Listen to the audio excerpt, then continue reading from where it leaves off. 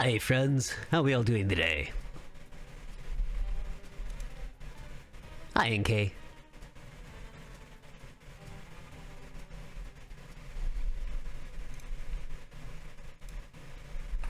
Hi, how's it going?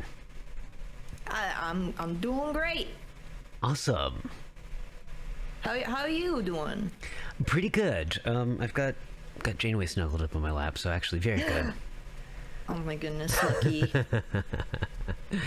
Hi Alberio, how's it going? I won't lie, I've been like gushing about her to family because she is so precious. She's a perfect animal. She's pretty great, even if she's a little stinky sometimes. She's not stinky. She's stinky puppy. No, she's not. I've experienced the Janeway. I can say not stinky. Aw, well, I'm glad you don't think so. Hey Valcora, how's it going?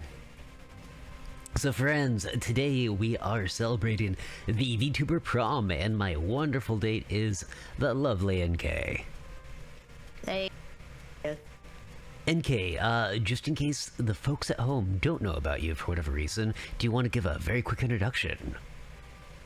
Yeah, sure. I'm Enkei. I am an imp. I'm trying to get popular by playing video games. Totally not for like world domination reasons. Nope, Why would you not ever at say all. that? But yeah, I like doing kind of. I guess you would say like a variety VTuber. I like playing games. I like playing good games, but I also really like trying to find trash to subject onto people, so. I like playing good games, so they're just hard cuts to the New Testament. Yeah. Peak gaming. Mwah, so good. Better watch out, Peter Molyneux. Peter Molyneux wishes he could do something like the New Testament. What was the guy's name that made the New Testament? M. Dickey. Yeah, M. Dickey. Better watch out, Peter Molyneux. M. Dickey's coming for you. He's gonna. Okay, but imagine M. Dickey with a Peter Molyneux budget. I mean, those games would probably turn out better than Peter Molyneux's games. Yeah. To be honest, yeah. I mean, don't get me wrong. Fable had some good combat, kind of sometimes, but those games kind of sucked. You say good combat, and one of my most fondest memories of the first Fable is fighting like this one guy. It's like your school, like your classmate's older brother, and he tried to attack me, and there was a crowd watching, and he just did like a chain reaction, like electric attack on the entire crowd instead. I mean, And I was it's like, just, wow, great. you know, Peter Molyneux likes to push the whole like this is a real world, so you know, innocent bystanders, something, I guess. I don't know. I mean, I guess. That is pretty funny. Come If on. I ever stream it, I better recreate that because it was Please do. really good. Please do. I mean, to be fair, I only played those games once, like as they came out, so my memories of them aren't crystal clear, to be honest. I think the first Fable came out when I was in middle school, or like right around that time. First Fable I played in middle school because I had a friend who had it on Xbox, and then I got my own copy. But like the second one, I played a little bit at someone's house, and all I made was like this super jacked woman that I was turning into like I was making her go demon mode, and that's all I remember about the second one. That sounds kind of awesome, actually. Yeah, that was the one part that stuck with me. So make that what you will, you know. That was the second one, was the one where like the last boss ended up just being a giant floating triangle thing, right? I have no idea. I only played like the first 10 minutes of it. I'm gonna have to look that up. So today, friends, we're gonna be playing Monster Roadtrip, which is a I can't call it a visual novel game. It's sort of like it's a story-driven, very silly story-driven game, where Enkei and I are going to be making choices about where we stop on a road trip and what we do at those stops. It is the third game in the Monster Prom series, which I hadn't played the first two, so I can't really make any comparisons. I'm told they're quite good, and at some point in the future I'd like to stream those as well, especially if the writing is as near as good as it is in this game. Judging by the writing in this game, it super is just what Hooked on You wishes it was. Oh yeah, 100%, 100%. Like, I remember when the first Monster Prom came out. I hadn't played it, but I kind of wrote it off as like, oh, it's going to be this little panache, like, oh, isn't that cute, kind of like visual novel game. Not realizing it was going to have like this honestly kind of adult bitey humor to it. Like, I remember the first time I was watching somebody play this one, and one of the characters said, fuck. And I'm like, oh, I didn't even know they'd swear. Like, that's cool. Okay. Oh, gosh. Our beans. Darn it.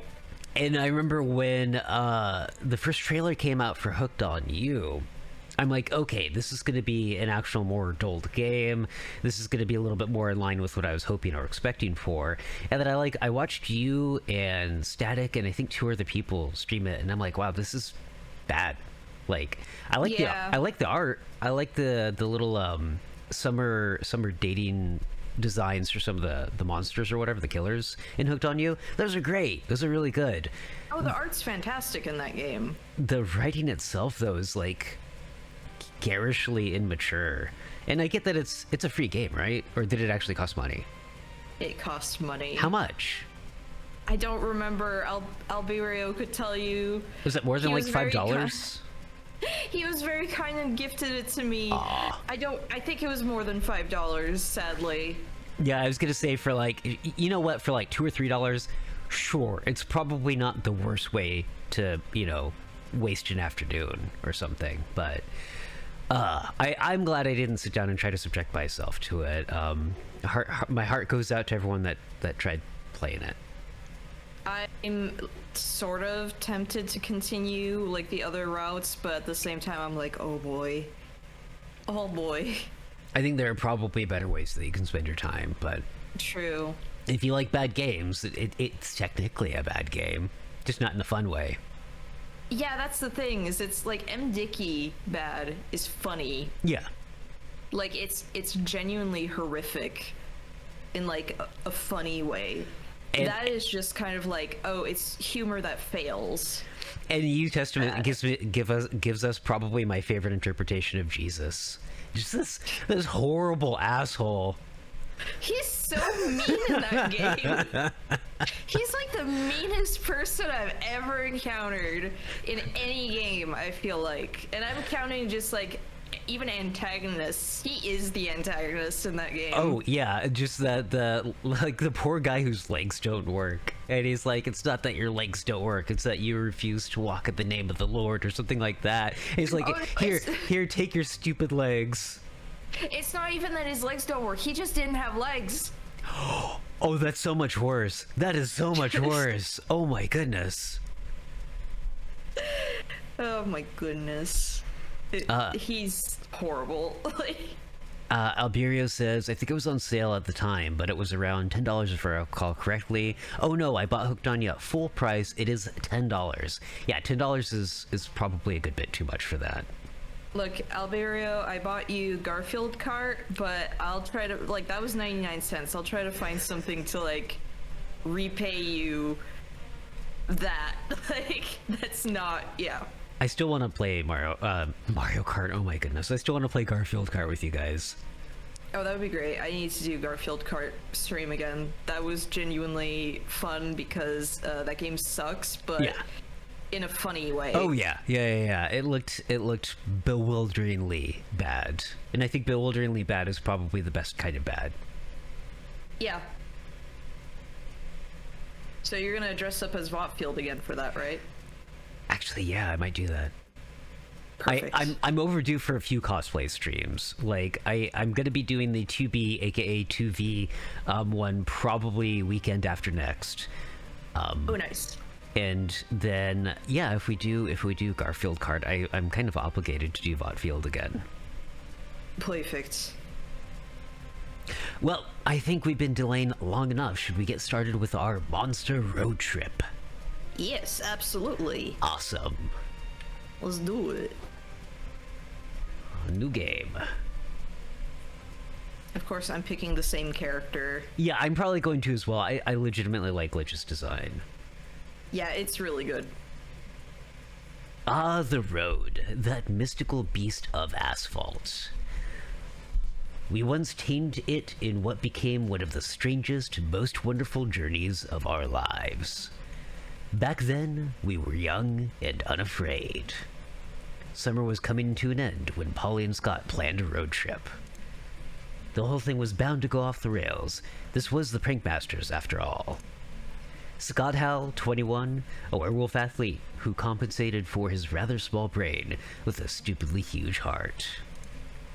And Polly Geist, 22, a party ghost with an insatiable hunger for all the wrong things. Each of them were, by themselves, an agent of chaos. But together, they were the perfect combo for hijinks to ensue.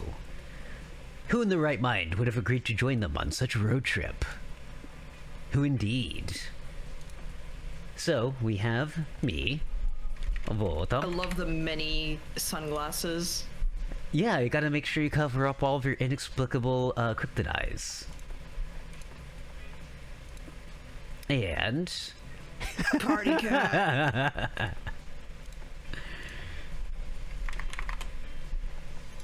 And then just double checking one more time. You wanted to use he, him? Yeah, I'll just use he, him on that character, yeah. Okay. I was so upset.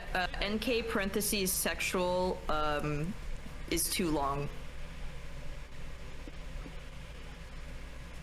Also, how, folks, how's the volume on the game? Is it too quiet? Because I know this game does tend to run a little quiet. I might see if I can turn it up.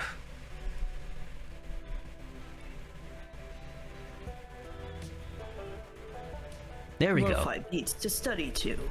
I personally like the lo-fi beats, but I think the kind of mood that we need to set right now is surf rock.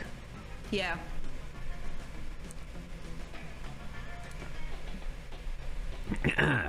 Was the road trip a dangerous idea? Yes. Was it poorly planned?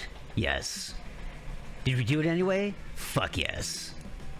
For in the end, we were young and unafraid. And we were ready to start.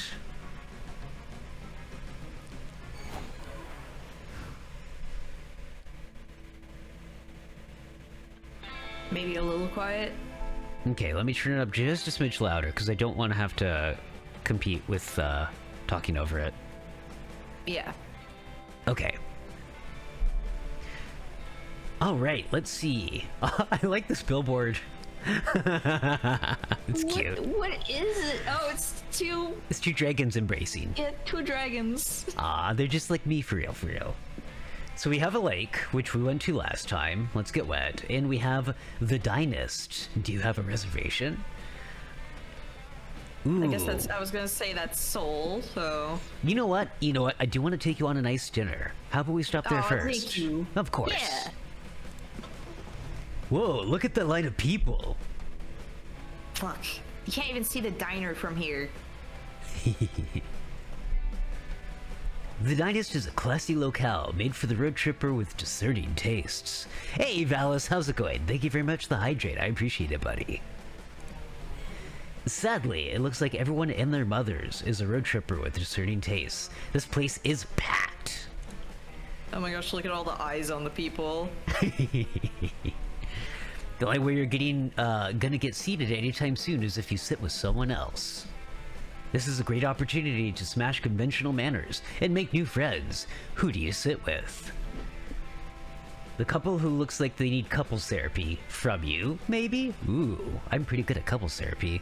Going good. Watch the new episode of Bochi and getting ready for Strand Sunday. What is Strand Sunday? Also, Valis, let me give you a quick shout out, buddy.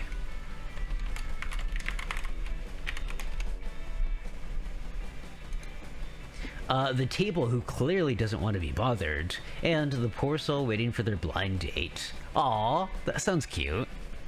When you play Death Stranding? Hell yeah, I love that game. I need to play that again. It's really good. You know, I haven't played it since the director's cut came out. I really I want haven't to. even played the director's cut. I want it real bad. Let's go check out the one on the blind date. Well, you have plenty of eyes to spare, so it'll help with the blind date. I think. Yeah. Y'all sit down with the nervous lich. Aw, it's a lich. Hey, there's Hiddo. Yo! Hey, bro, I'm Scott. Is this seat taken? Hi, Scott. I'm Ernest, the Avaricious. And that seat actually is being taken by my date. Oh, okay. When's your date getting here? Any second now, I'm sure. Her name is Mindy. We were set up by mutual friends to go on our first date today. Congrats, boo! How long have you been waiting for her to show up? Oh, about 3 hours, but surely there's a good explanation. She's on her way, right? Would you just give me a second to talk to my friends privately? Sure. Definitely not rude of you to sit at my table uninvited, then exclude me from the conversation. Guys, Ernest's date obviously isn't coming, and it's really bumming me out. We gotta help him. Okay, we need a plan. Let's do a huddle about it. Wait, we're already doing a huddle. I'm out of ideas. Don't worry, I've already got a plan. It's wholesome prank time. We're gonna lie, but for nice reasons. Hey, Ernie, guess what? We're actually your date. All of us. Completely forgot to mention that until now. You're all Mindy? But I thought... Actually, you know what? This must be a modern dating culture. I'm okay with this. This is fine. So, Mindy, tell me more about you. Why does your dating profile describe you as a 36-year-old woman and not multiple young adults? I'm sure you get asked that a lot. Hey, Carmine, how's it going? Oh, it's cause, Votum. Why is that again? Because this is a game show. If you guess which one of us is Mindy, you win a cash prize. And a date, I guess. Because we're all actually one being. Mindy is short for Highland. Well, yeah, obviously. Okay, I'm probably going to choose that option. I'm guessing that option's going to decrease our money. I'm really curious what this one's going to do. Yeah. Also, Carmine, let me give you a quick shout out. It's going good. I'm glad to hear that. Hey, Muffins. Ah, yes, we're all part of the hive mind. I'm sure you May players are Muffins. Oh, well, I guess that makes sense. You did say some strange things when you were chatting online. Like, I can't wait to meet the real me. I can't wait for you to meet the real me. All of me. Or one of my kinks is suppressing your free will and thoughts and bringing you into my collective. I mean, same. I mean, I kind of get it. So, Mindy, what if our relationship gets more serious? Will I be expected to join the hive mind? You do you, boo. Just because we gave up any semblance of our identity and personal sparkle doesn't mean you have to. No, I want to. I'm tired of being in charge of my own decisions. I spent 59 gold bars on Uber Eats last night. I'm a wreck. Please recruit me! If you insist. We all just gotta stare deeply into each other's eyes for 3 hours without blinking. Go! You do it. You start to lose yourself in Polly, Scott, and Ernest's eyes. It's mesmerizing. So mesmerizing, in fact, that you forget to wonder how you're maintaining eye contact with 3 different people at once. Your sense of self is slipping away. You were once 4 separate beings, but slowly you became one. You are all Mindy. We are Mindy. Thanks for the fun date. You all say in unison as you leave. You lost -2 mind and -75% of your individuality, but at least you gained +2 sorrow for cheering up Ernest. Oh, nice. So we've got a animal sanctuary and a futuristic gas station. I mean, I am a cat, but that would probably be kind of weird. And we have the awesome skeleton billboard again. Yo! He's clearly eating some like ghost s'mores or something, or marshmallows. Excuse me. You know, I want to see what a futuristic gas station has, honestly. All right. 69 bottles of beer on the wall. Nice. 69. Nice. You pull up to what you think is a gas station, but honestly, this could be a space station for all you know. Seriously, this place is high-tech as hell. Do they even service regular vehicles?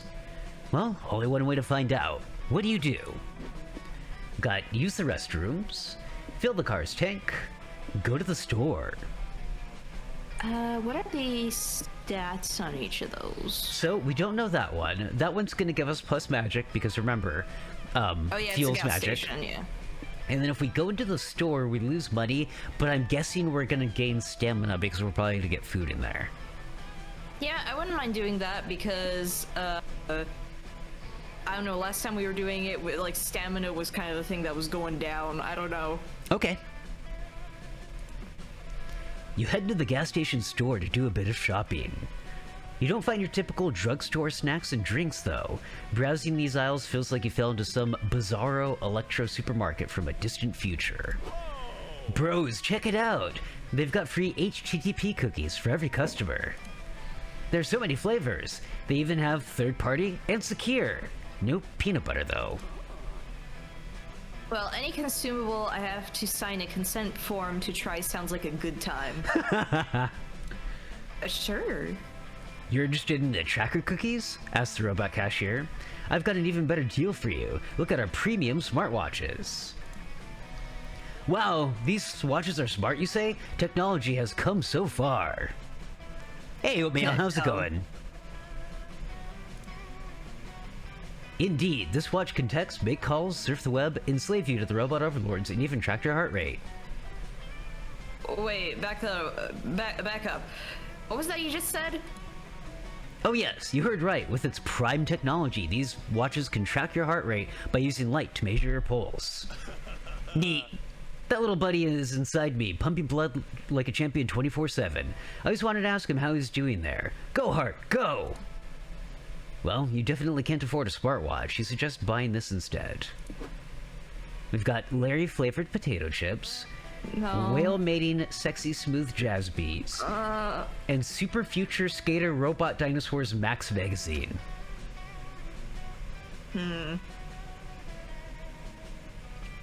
Also, Carmine, can we please shout out Oatmeal if you get the chance to? Oh dear. Oh dear.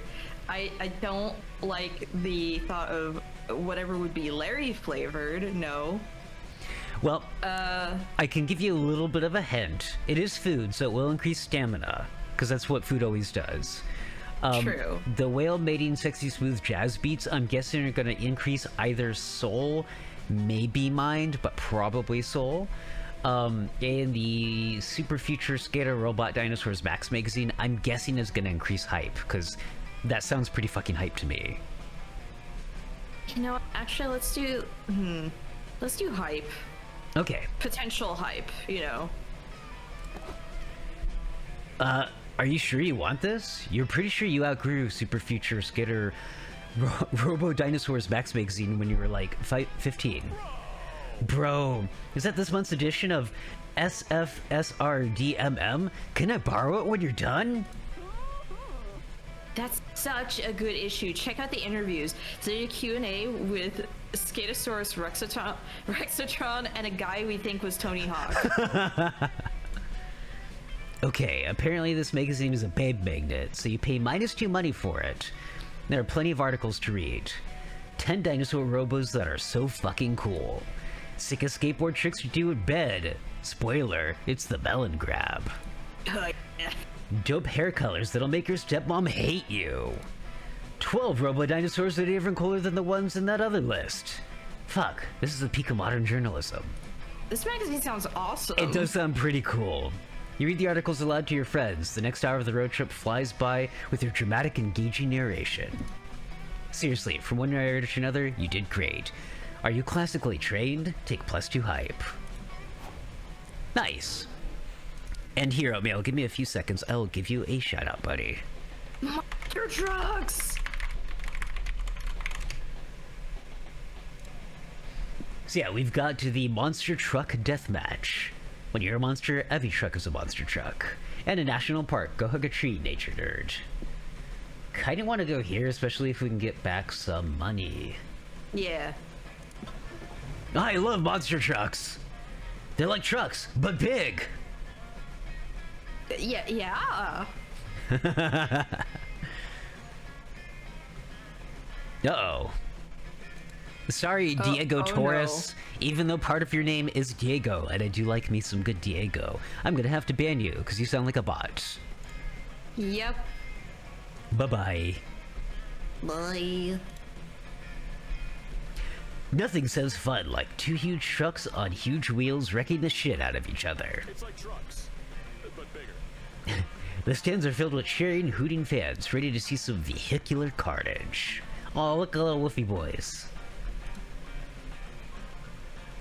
As for you and your friends, you ready to watch the show, take a joyride, pose as food vendors? Okay, that sounds fun and will give us money. Alternatively, we can keep pushing up for hype and maybe go to Knifeland. I think there are maybe other opportunities for us to, like, increase hype. I don't know. I do like the idea of Knifeland, though. Yeah, I do too. I'm gonna have us take a joyride, I think. Okay. Your plan to drive a truck in the Monster Truck Deathmatch is going well, until security says you can't drive a truck in the Monster Truck Deathmatch. What do you mean we don't have security clearance? Don't you know who I am? No, I don't. That's why I'm not letting you inside.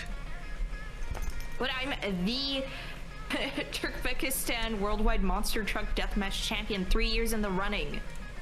Oh, shit. Are you serious? We're so sorry. We didn't know you were coming today. I'll let it slide for now, gentlemen. But the Turkmenistani Emperor will hear about this. Wow, Turkmenistan has an emperor now? Times sure change. The security guards let the Turkmenistani champion, Polly, and her hype squad, you and Scott, into the arena. I can't believe that worked. Let's ride, gang. Bros. We still have a problem, bros. These trucks are way too tall to climb into. Fuck. You're right. Stupid monster truck engineers only cared about how high they could make their trucks, and not how high they should have. Polly, if we're getting in, we need to do it quick. The crowd's getting restless. What's happening? Someone better figure out how to drive that car quick, or I'm gonna get pissy and restless. Shit, it's true. You need to think of a way to get in that car. This is why God invented giraffes, probably. Don't know. Conjure a giraffe? Transcend the sense of self until space makes no sense anymore. You are everything and you are everywhere. Therefore, you're already inside the monster truck. So we can conjure a giraffe, or we can suffer compressed existentialism right now. Just... oh no. I love this game.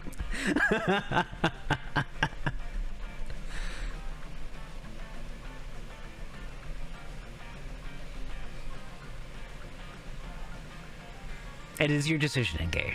Remember, it's your turn. No, wait, it's my turn. it's your turn. It's my turn. I knew that. I was testing you. You passed. Good job. So we can do this. This probably will actually, in fact, conjure a giraffe, which I'm guessing means we'll lose a little bit of magic. The other one, I'm guessing we're gonna probably lose soul. Yeah. So, I think we could, or we might lose mind, which might not be good. Yeah, that's what I'm thinking. Mine might... So I will do the first one because I like drafts. Drafts are cool. Ugh, where's Scott and his friends drawing pictures in the mud on the monster truck instead of just driving the monster truck? This is dumb! Holy shitballs, I think they're attempting the forbidden giraffe transmutation. What? Is that new sports strategy or something? No, bro, it's alchemy. Scott and his friends are drawing the alchemical symbols to summon a giraffe. Oh no. But it's so risky. The law of equivocal exchange. I'll have to sacrifice something to create such a complex creature. Damn, bro. How do you know all that? I'm into alchemy. You know I do other stuff besides stand behind you wearing a football helmet, right? While the Wolfpack bickers, you guys finally completed your summoning circle. From the fabric of the universe, you slowly begin assembling the giraffe. The giraffes get... Oh, I want a giant skeleton giraffe. That sounds awesome. Yo. The giraffe's giant skeleton spawns from nothingness. The bones then are slowly coated with bloody, sinuous, throbbing muscle and flesh. Yo, it's just like in Hellraiser when Frank is brought back from the dead. It's basically the same exact thing. Hey, Rez, how's it going? A horribly anguished bleeding cry fills the arena as the giraffe is conjured from the dark realm into our reality. You begin to understand why nobody knows what a giraffe sounds like. It's too painful to witness. Oof, is it finally summoned? That was a huge bummer. Sorry we subjected you to such pain and misery, Giraffe Bro. Would taking a joyride in a monster truck make up for it? The giraffe lets out a horrible bleat that you take to mean, yes please. He ferries you up to the truck bed and then climbs in himself. You gain +2 hype completing the monster truck deathmatch, your giraffe bleeding joyously the whole time. Unfortunately, you use -2 magic due to the whole law of equivalent exchange bullshit. Oof. How's your day going, Revs? Let me give you a quick shout out, buddy. So we've got the dungeon and Doom's Diner. Yo, Static, how's it going, buddy? Hey, Static. Hello. And I'm doing very well, Rez. Rez, do you mind giving Static a quick shout out, please? Wait, what does the dungeon have? So we have an unknown. We get +soul soul. and then +mind. You know what? I want to do. Look at that dungeon. I need to do dungeon, please. Makes sense. Makes sense. Can we get a monster truck, Polly? Nah, they get terrible gas mileage. I'm doing very well, Static. How about yourself? Normally, a dungeon would be a dark, scary place for people to be locked up and punished. Yeah. But in the world of video game logic, everyone knows dungeons are challenging labyrinths waiting to be explored. Aww. Let me. There are plenty of ways to plunder a dungeon. What's your preferred method? I'm about to go make some foodies, and thanks for the shout out. Awesome! What are you gonna be making, Static? See, what do you want to do? Fight the dungeon boss, grind experience, or solve puzzles? Ooh, I want to solve puzzles. I like doing that in games. I want to solve puzzles. You and your friends enter the dungeon. Before you is a locked door, a big square hole in the floor, and a lever. This is one of those puzzle rooms. We gotta put our heads together and solve this conundrum. A big hole and a little pole. What could it mean? I'm pretty sure it's a lever. We're meant to flip it. Nah, that's too obvious. It's a puzzle dungeon, boo. You gotta think outside the box. Is it thinking outside the box if we dig a hole out? If we dig the hole out more? Honestly, I'm kind of just psyched to dig a hole. Hey, that's not a bad idea. Maybe the key's buried down there. Good thinking, Scott. Ooh, sandwich, what kind? Fine. You help your friends dig out the big hole even more. It's hard work, and eventually, Polly takes a minute to relax by leaning on the lever. Whoa, is there an earthquake? Nope. You look up to see something. Excuse me. You look up to see some things that are similar to, but legally distinct from, Tetris pieces falling from the ceiling. Oh no! Oh, I think we're supposed to arrange those pieces to fit in the hole. It seems so obvious now. Now that I hit the lever anyway, which was my plan from the get-go. Sure. You, Polly, and Scott arranged the pieces the way that they should have been, but the amount dug out accidentally made the hole exactly one piece bigger.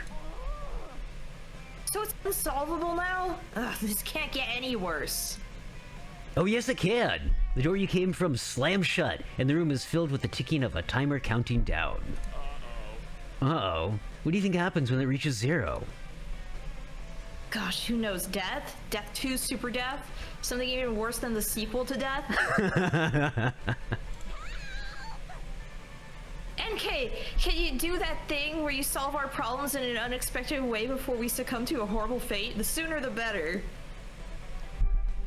It's time to put your yoga skills to use. Do the missing piece asana, or access the shop menu and see if this dungeon sells tips for puzzles or a skip this level option. I'm gonna use my cool yoga skills because look, I'm like so fit.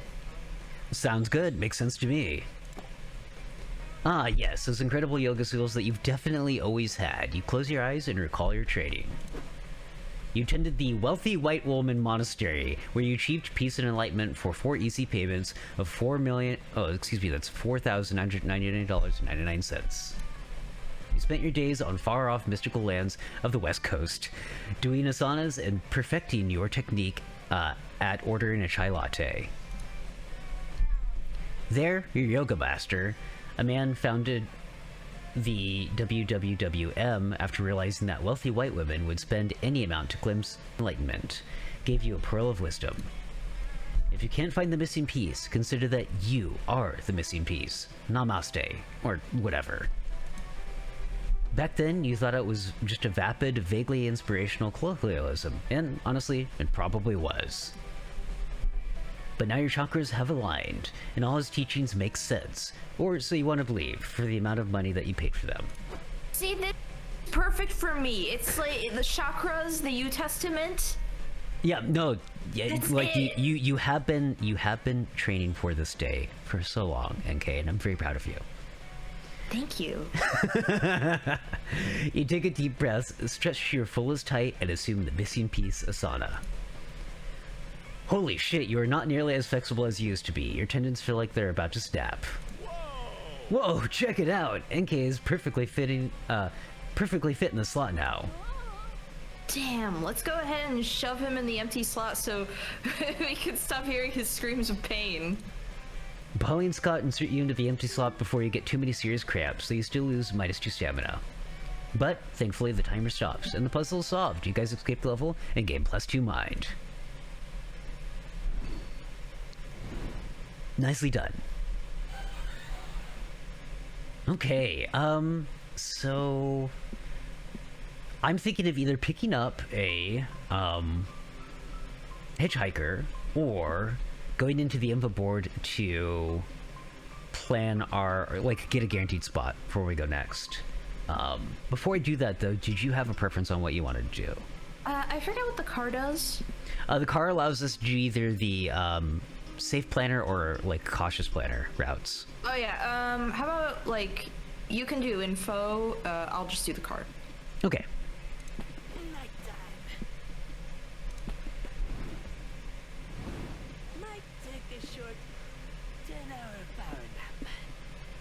Cautious. Sounds good. 90s action movie city. Hasta Oh my la vista, goodness. baby. That sounds awesome. Battle Royale. Or the Roadside Wig Museum. That is 100% a roadside attraction. We have to do the movie city, obviously. Yeah. Like, I got to take you to a nice dinner earlier. Now I need to take you to a movie, obviously. Gotta take me to just like VR Last Action Hero. Love it. I mean, I that sounds fun. Yeah.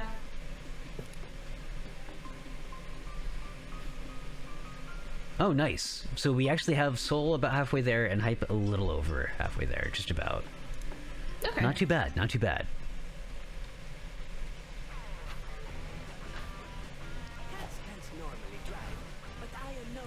Yeah, Dungeon wasn't as sexy as I was hoping. 0 out of 10. I'm sorry. So we have the Cryptic Tech Company or a space station.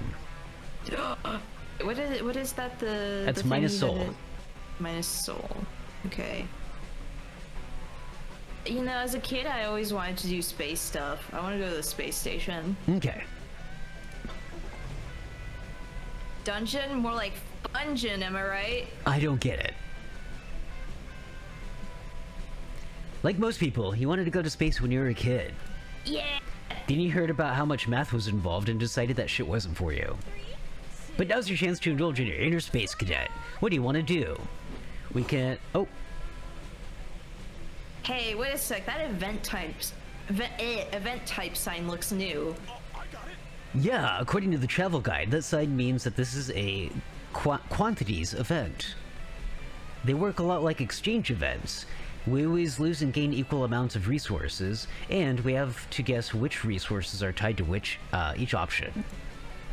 The main difference is the amount of resources that are affected by each option differ. They can be affected a bit, some, or a fucking lot. Hey, Cardrine, how's it going? Scott, you never swear. That's how the travel guide phrased it. Dang. So what this foul-mouthed travel guide basically says is that we can choose to play it safe or go bonkers. You already know what Mama would choose, Enkei. But this one is up to you, Boo. Go for it. So we can go to the communications room, where something will happen. We can dress up as astronauts, where we're definitely going to lose some soul.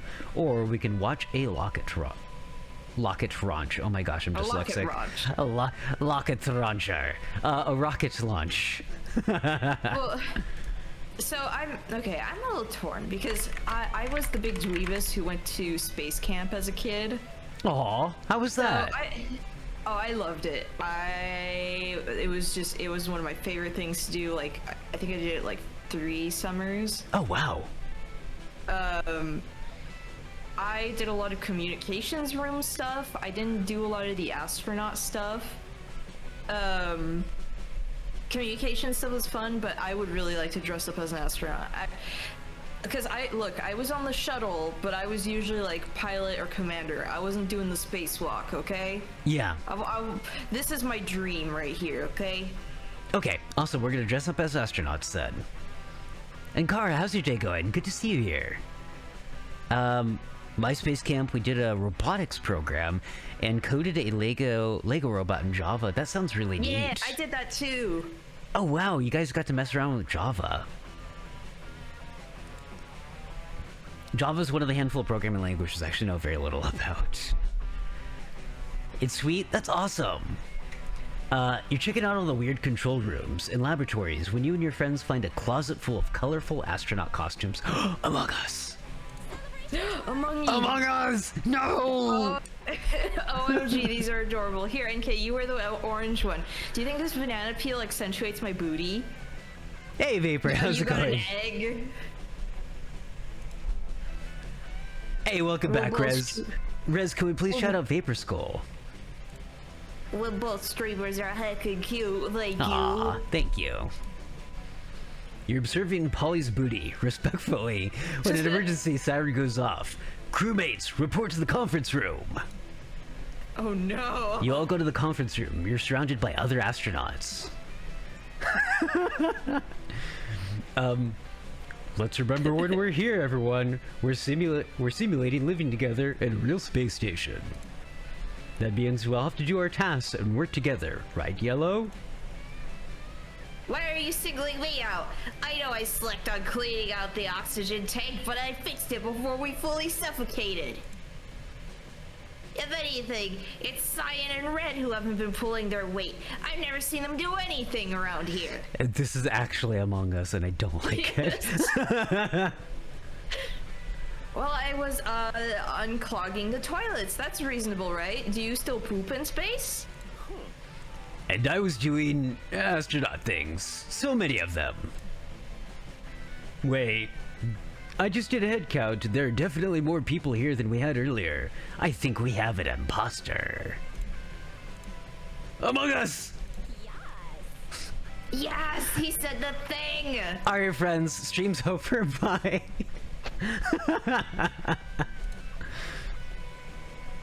Does that mean we have to do the vote people out thing again? I hate when HQ sends us these drills. I suspect Orange. Yellow and Cyan both have alibis, and Red was obviously doing astronaut things, but Orange has been completely silent since he got here. Yeah, fuck that Orange guy. Wait, you're Orange! Convince everyone you're not the imposter. Convince them all by doing something so astronaut-like you couldn't possibly be the imposter, or astronauts only listen to the stars. Convince them to check out everyone's horoscope for clues to find the true imposter. Yeah, I mean, I'll do something very astronaut-like, so astronaut-like that they can't not think that I'm one of them. That makes sense to me. Yeah, do something astronaut, like, shit. You actually don't know that much about day-to-day lives of astronauts. Astronauts love space? Nah, that's too obvious. Astronauts probably have strong opinions on which type of curry is best. Closer, but not quite. Astronauts are fiercely competitive and ambitious, and therefore insecure about not making the cut. Yes, that could work.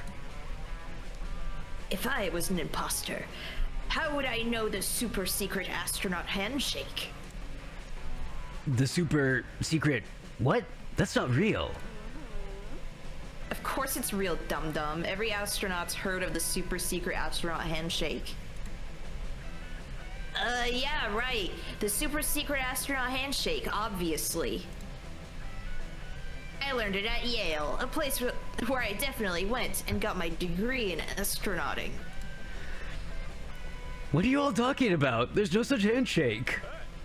Bro, if you don't know the super secret astronaut handshake, just be honest. I'll show you. Scott grabs your hands and you two perform the convoluted handshake you've been perfecting for years. You pull it off so perfectly, you gain +2 hype. Oh, well, I can obviously do that. You just clap, then shake hands, then do twirl, or it was a fist bump, and now the splits. Ah! Cramp! Cramp!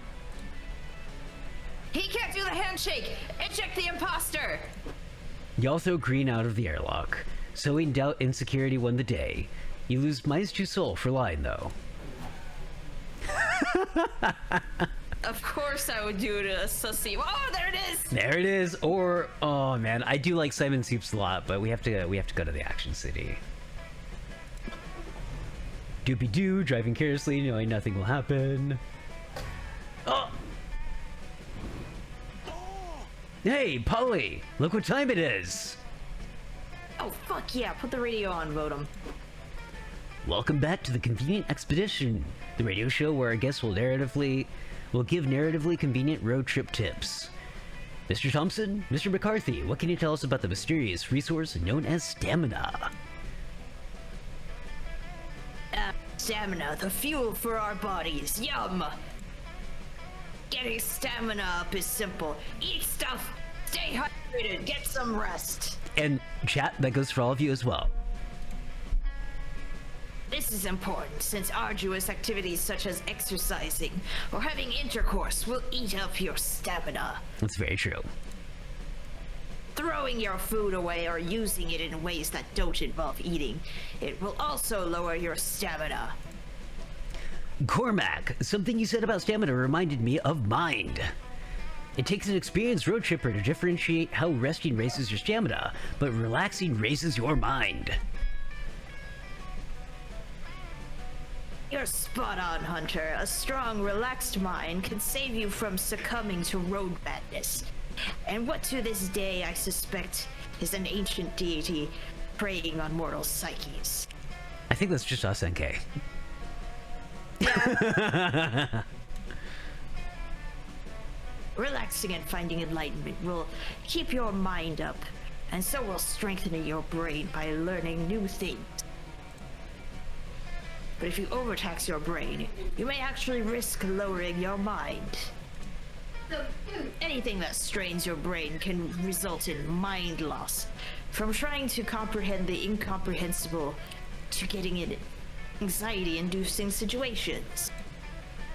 You betcha, says the radio host. You've been thinking a lot for too long, like myself after this very long, edifying rumination, which is why we'll stop this episode right here. Cormac S. Thompson and Hunter McCarthy, everyone. Applause. Yay! Thompson and McCarthy, am I right? No, I have no idea what you mean by that, Scott. Me neither, Polly. Me neither. This is a city ravaged by heists, villains, government corruption, and tough guys doing anything to rescue their daughters. A city like this needs a hero, someone brave, bold, and badass, preferably with a gun and some washboard abs. Oh, I like whoever that is. They look sick. You're definitely not the hero that the city needs or deserves. But you're here now, so fuck it.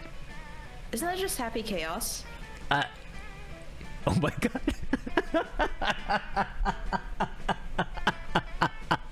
Yeah.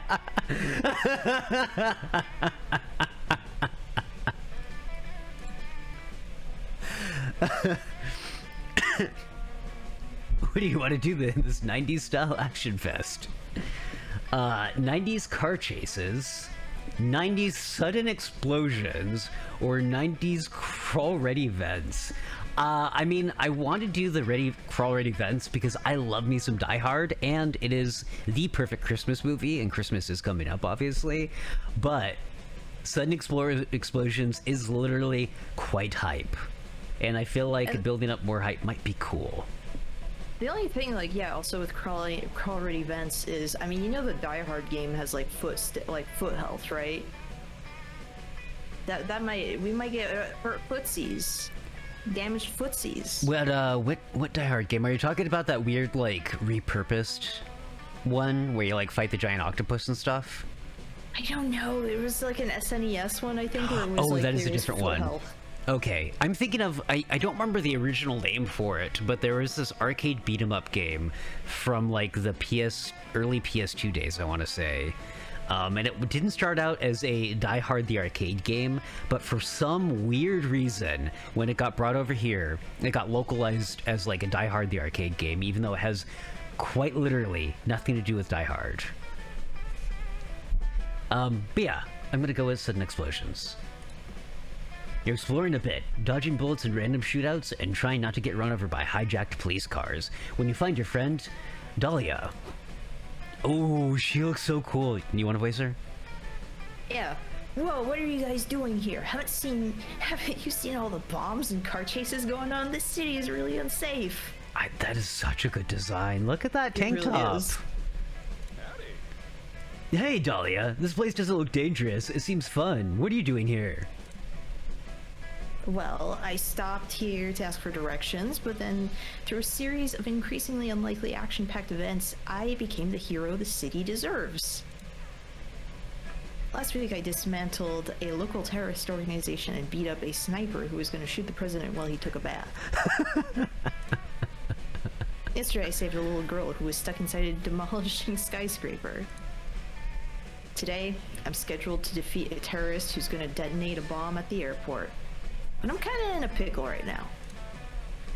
I was going to take a bus to the airport, but my bus got a bomb planted in its engine that will detonate if the bus drops below 50 miles per hour, so they couldn't pick me up. We can take you to the airport. We've got a car, and I want to go on an action adventure too. Scott, I love you, but I just don't know if you guys are cut out for the 90s action movie protagonist lifestyle. No way! I can totally be a grizzled, thick-skinned action hero. There must be some way to prove it to you. Excuse you. Thank you. There's one way. There's one thing a true action movie star never does. Look at an explosion.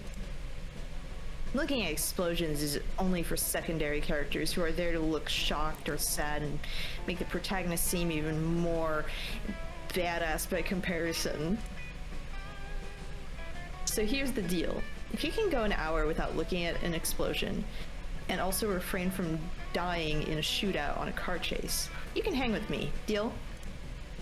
Deal. But not looking at an explosion is gonna be hard. How do you keep your eyes off those fiery infernos so Dahlia will take you seriously? The problem is, explosions are too eye-catching, but no more so than a super fun magic eye book. Order one and spend the rest of the day looking only for those hidden images. You know, I used to do those all the time when I was younger. I struggled with them a lot at first, and then like once I got the technique down, I really liked them. You ever play with those? I can't do a magic eye thing. Like, I don't know the technique yet. Maybe next time we hang out, I'll teach you. Yeah, please. I'll teach you the special Votum technique. I'll bring my I Spy books, and you'll see like the true technique of looking at pictures of skeleton toys. Ooh, I do like skeletons, and I do like toys. Don't let an explosion catch your attention. Go for the kill. Leave the explosion on read. I feel like this one's gonna be minus money because they do mention like ordering a book for it. I'm curious what this one might be. Maybe minus mind. I think we could do that. We'll do that. You follow Dolly around the city. When she busts up gunfights, parkours through laser security systems, and blows shit up. Explosions are happening, but you're totally unfazed. To a worrying degree, might I add. People are dying, Votum. But you don't care. You don't even check your phone as it vibrates constantly. Don't you hear your phone going off, Votum? Someone's texting you. So what? I'm too cool to take calls. I respect your commitment to the bit, but I have to know who's trying to get a hold of you. Give me your phone.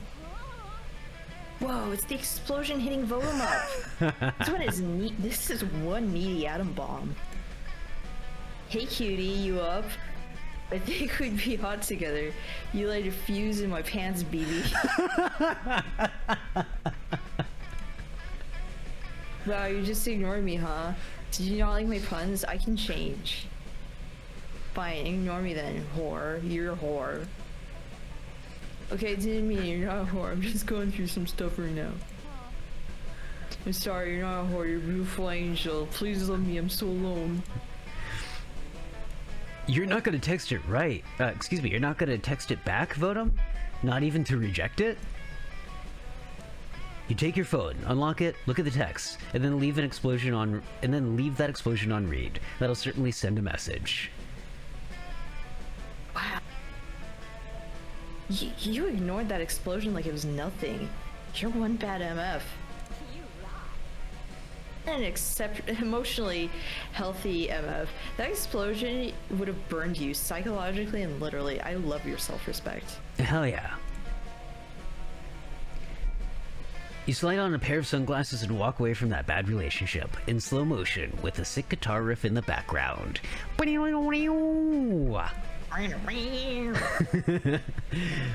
Dahlia lets you guys tag along to her, with her to the airport. You gain +2 height, saving the city, but you lose a -2 soul for ghosting that explosion.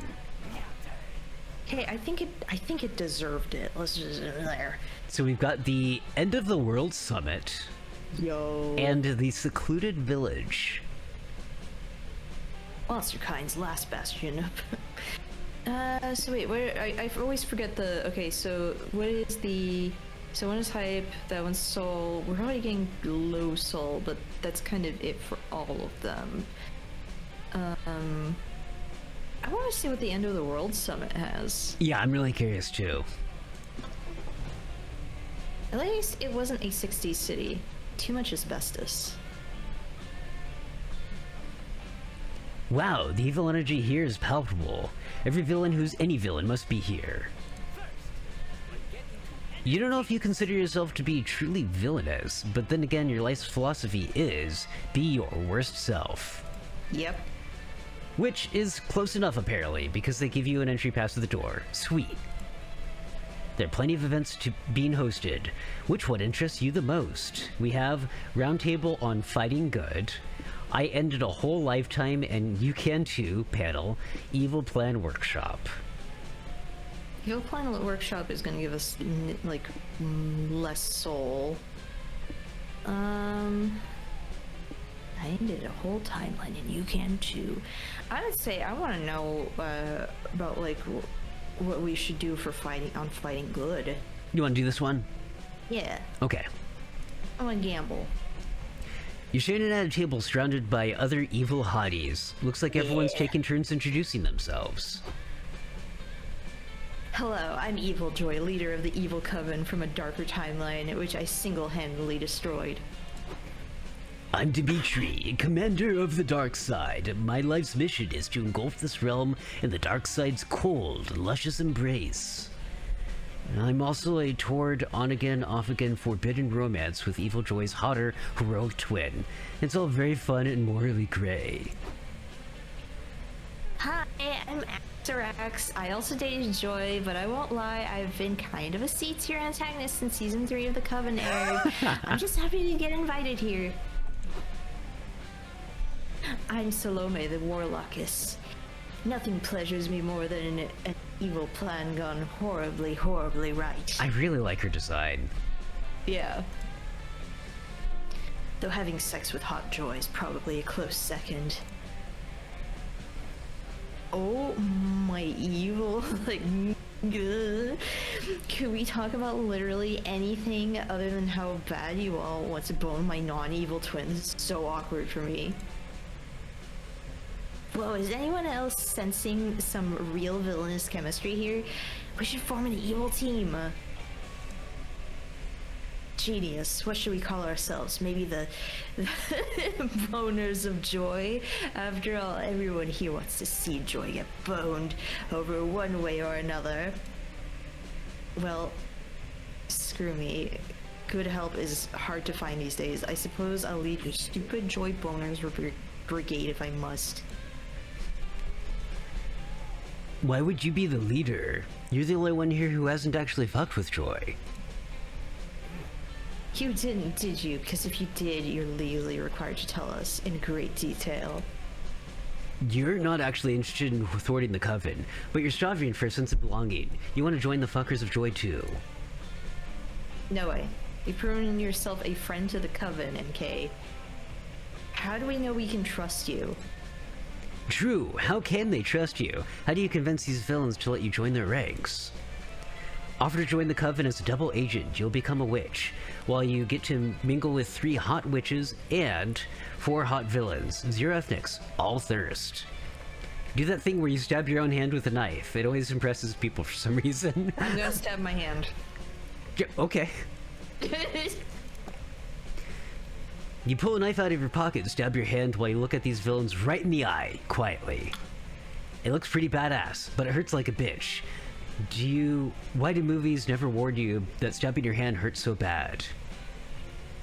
Dang, that's so hardcore. If your goal was to gain my attention with your recklessness, you succeeded. You gotta respect someone who's ready to stab their own hand, even if it has no discernible benefit for what we're aiming for. Yeah, it's powerful. I think it's about what it says about you. It sends a message. Screw my hand. Exactly, or I am dangerous and unpredictable. Watch your backs because you don't know what I will do next. Maybe stabbing my other hand. One thing is clear, your commitment is impressive, Enkei. We need someone with guts like yours on our side.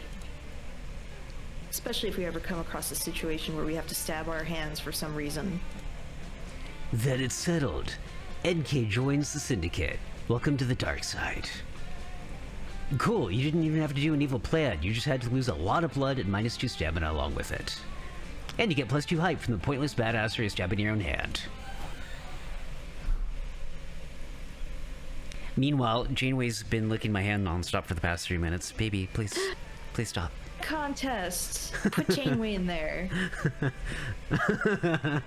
Oh, that's so cute. Hold your paws. But there's a Gothic manor. True. Gothic Manor is also next to like the skeleton billboard.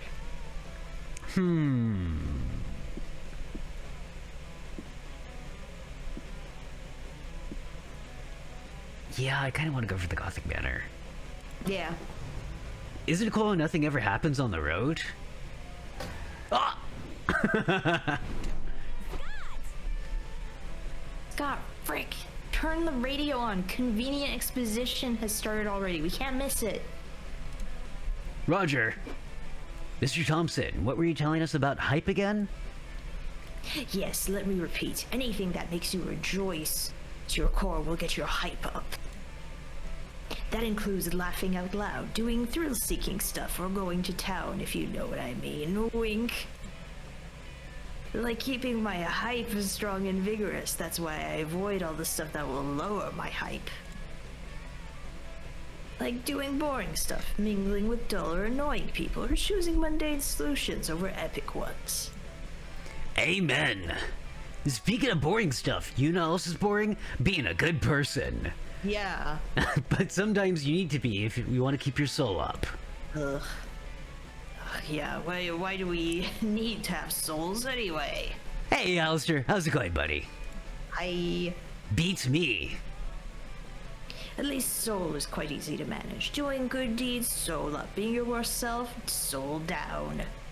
So remember, kids, don't underestimate the power of helping strangers when you're on the road. You gotta keep your soul healthy and clean. Amazing, simply amazing. Your tips have been extremely helpful and incredibly expositive. You provided a great tutorial for anyone who aims to have a successful road trip. Cormac S. Thompson and Hunter McCarthy, everyone. Applause. Yay! Whoa, Polly! I think I've grown up as a person. Yeah, Cormac S. Thompson and Hunter McCarthy are part of the family from now on. A toast to convenient exposition. Hooray! Just hopping in while I make some lunch. Hope you two are having an awesome day. Aw, thank you so much, Alistair. Let me give you a quick shout out, buddy.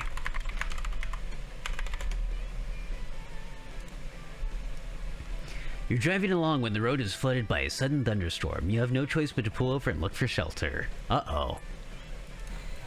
But, in the velvet darkness of the blackest night, burning bright, there's a guiding star, no matter what or who you are. You know how the lyrics go. With wet newspaper over your heads, you arrive at the ominous Gothic manor, knock on the door, and are invited in. Once inside, where do you go? The history transpiring through the walls, the dramatic chamber music, or the exquisite banquets. So that's gonna be food. We can get some of our stamina up, which would be good. Dramatic chamber music, I'm guessing, might increase our soul. History transpiring through the walls might be mined, although honestly, who knows? I kinda want to get some food. What about you, NK? Yeah, let's see. Itadakimasu. Ikadakimasu. You and your friends follow the sounds of chatter to a large bouquet hall filled with all sorts of vintage monsters. There's ghosts in chains, drooling werewolves, ghouls with molted green skin and rotting teeth. Gang, I'm not gonna lie, these are the least vulnerable monsters I've ever seen. You said it, bro. Why don't we look like that? I'm gonna blame young adult fiction. Mr. Hyde greets a pale vampire of aristocratic stature. A count, maybe? Such a delightful banquet. How did it occur to you to gather all of us classic monsters around your table tonight? Well, Mr. Hyde says, I was washing my cock late one night when I saw it had a mark of a bite.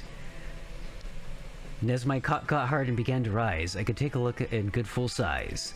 It was a rash. A phantom joins in, rattling her chains like a tambourine. It was some sex rash. Oh, I think I get it. Mr. Hyde got some weird rash on his dick and invited all his sex partners over to inform them in case it's an STD. Wow, it's very nice of him to be so responsible as the sexual partners, while also making a dinner for them to ease the bad news. Toads, and I guess I was wrong about calling them unbonable. These ugly monsters bone. They do. They've also all taken seats at the dinner table, leaving you with the only 2 free seats to choose from. Who are you sitting next to? We've got Dr. Frankenstein, a man of science who's surely edifying to talk to, if you could ignore him, reminding everyone the monster's actual name is Frankenstein's monster every 5 minutes. The very gothic phantom. You may need to endure some desolate wailing, but their spectre nature may mean you get double servings of dessert. Ooh. I like his design a lot, but double desserts would be kind of nice. Yeah. We'll go with that.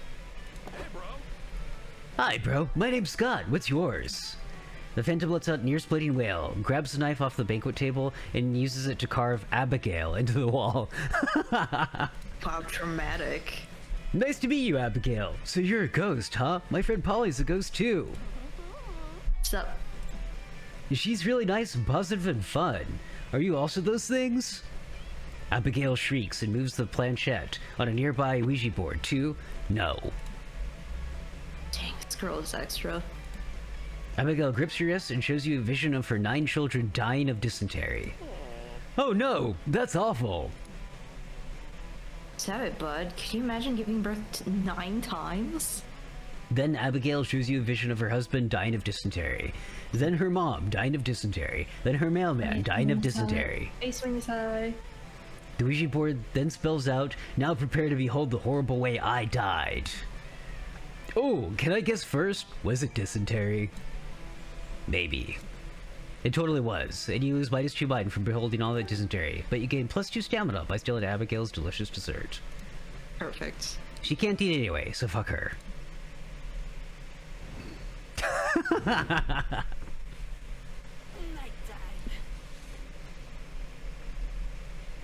Okay, what would you like to do? Okay, I have a little bit of a dilemma right now. It is getting like to be a nighttime over here. Yeah. We don't have a problem. Oh, you don't have a problem? Okay. Okay, I was just wondering with my parents, like, because they're in the other room, so I was like, okay, is it gonna be a problem? No, they said no, so. Awesome. Okay, I can keep going. I think I'm gonna do the bus stop. Okay, and I think I might do... I'll do the careful planning this time. Okay.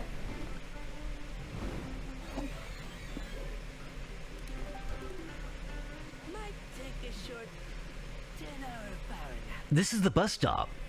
You can either check for hitchhikers to pick up, or have a conversation with one that's already riding with you. Conversations are a chill narrative treat with no choices to be made. If you hold enough conversations with the same hitchhiker, you might score a date ending. Additionally, each time someone has a conversation with a hitchhiker, their passive effect is triggered. As you play, you'll learn what each character's passive effects does. Exciting. You can only have one hitchhiker at a time. If you pick up a new one, any prior hitchhiker will leave into the dark of the night. Do we want Liam or Vera? So Liam, for 1 week every turn, will gain plus mind, but lose hype. Probably not great if we're trying to go to Knifeland. Or Vera, for 1 week every turn, you'll gain plus money, but lose soul. Because the only thing with like the hype thing is I feel like we're building up hype pretty easy. So we are, for what it's worth, I think we're about halfway through the game right now.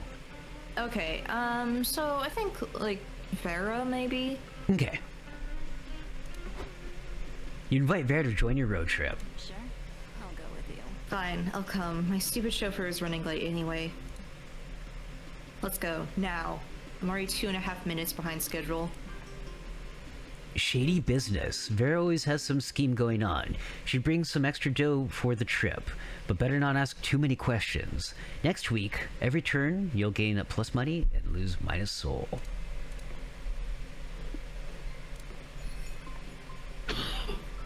Seven to go.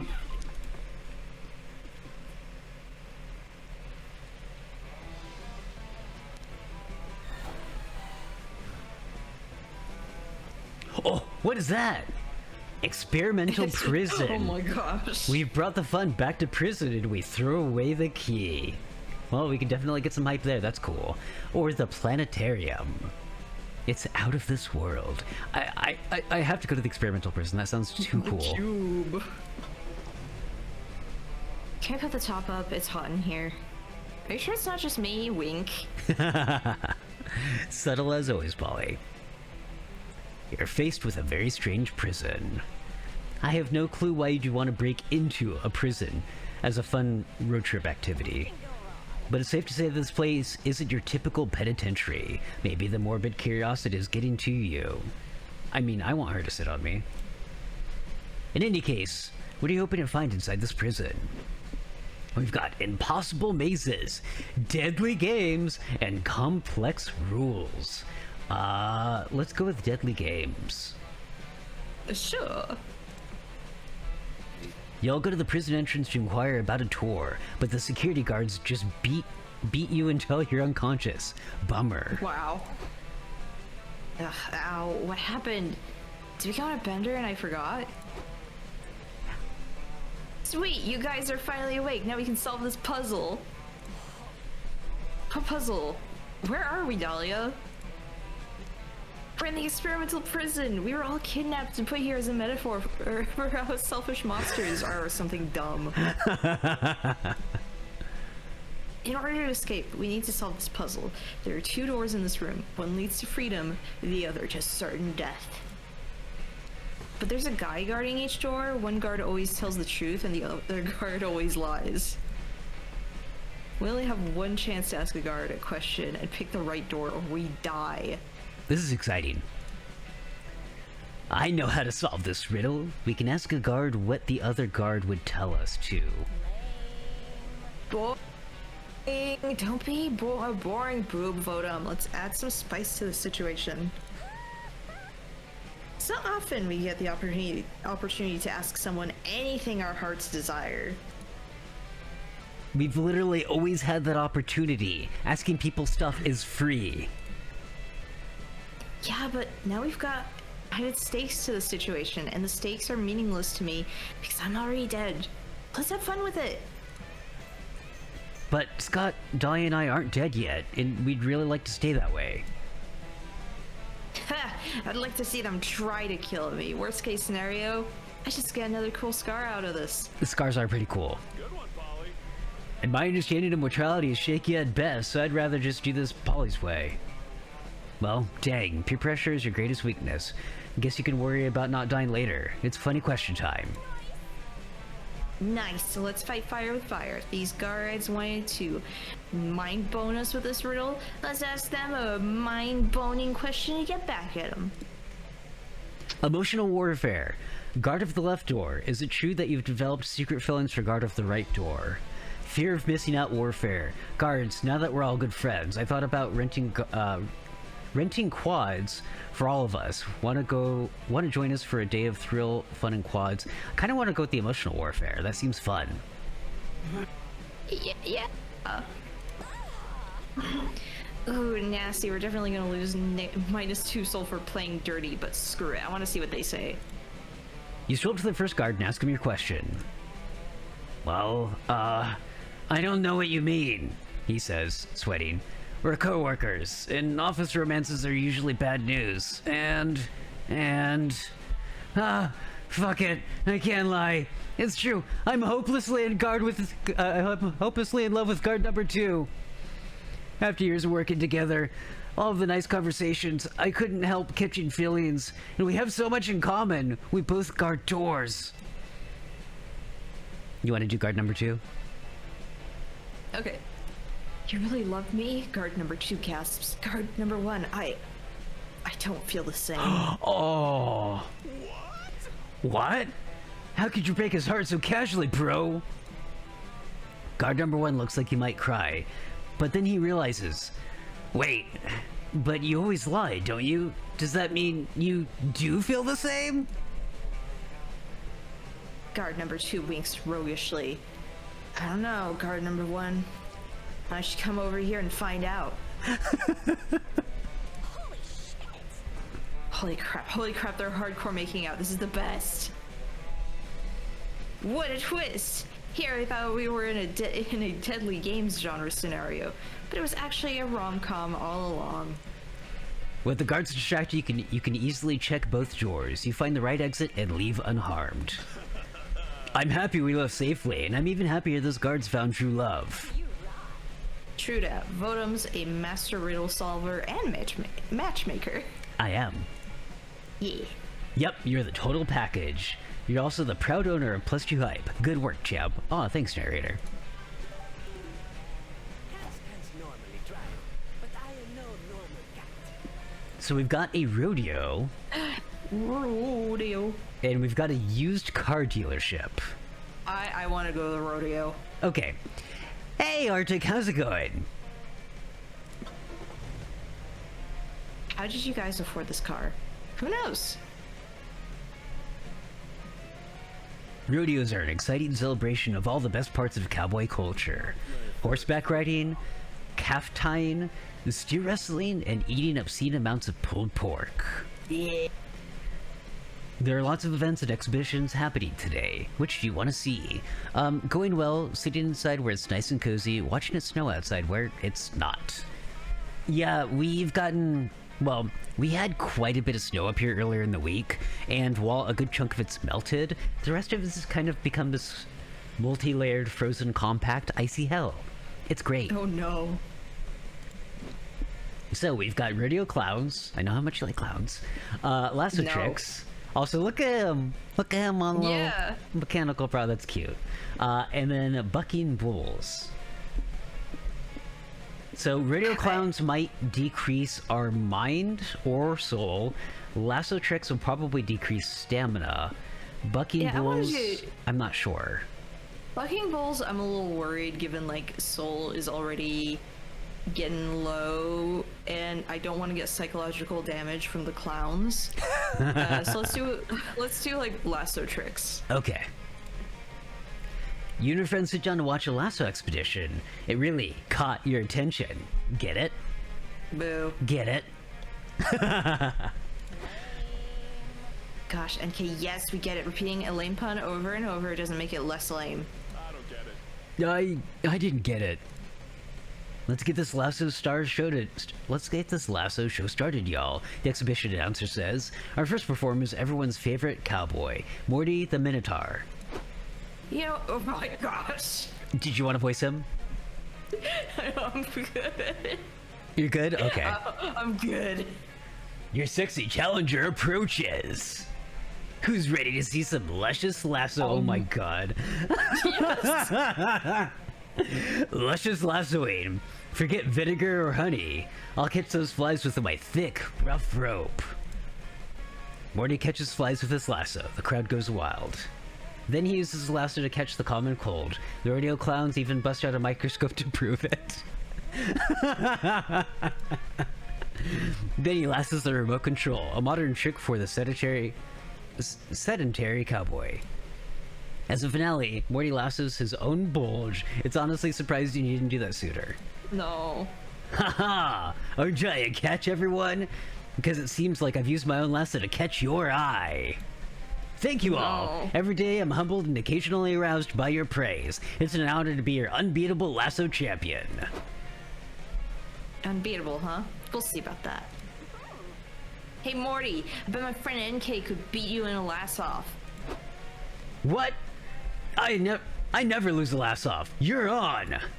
Morty lassos you onto the stage amidst roaring applause. Time for you to prove yourself, NK. If you're lying about being the best, I'll use my lasso to catch you in the act. You were prepared for this, but life's funny that way, you suppose. Time to perform the ultimate lasso trick.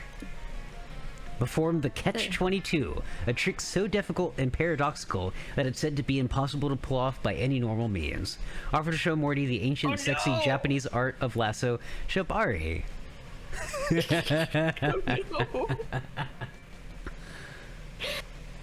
I have to know how the shibari one goes. I'm sorry. No reason to apologize. That'd be my option too. Nani? Nani? You know the salacious, exotic art of shibari? Dear God, that brings back memories. You see, after I spent a summer camp confronting my over-sexualization and lack of emotional depth, I decided my character arc would be learning everything about lasso. So I traveled the world studying the rope. I sailed on naval vessels to perfect my knot tying. I wove a rope made of my own hair in Egypt. I even spent months lassoing the stars into new constellations atop Mount Olympus. It was a labyrinthine journey of self-discovery. Labyrinthine. But my time in Japan is what I remember the most. There I encountered a beautiful courtesan washing a rope. Such strong, supple movements. I fell for her instantly and begged her to teach me all she knew. She begged me to stop talking because she didn't speak English. So until I learned how to say, "wanna get it on," in Japanese, we communicated through the ancient art of lasso. I taught her some of my most sensual tricks, like the one where I lasso my bulge. That always kills. She taught me shibari.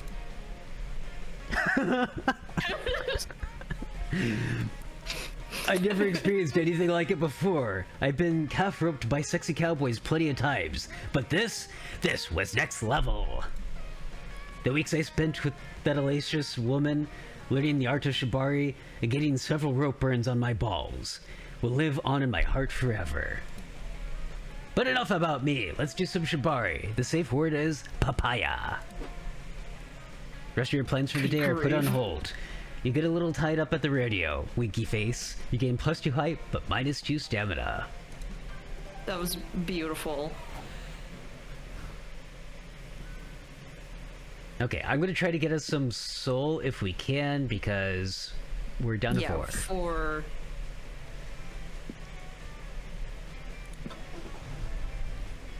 And that's my dream apartment. What about you guys?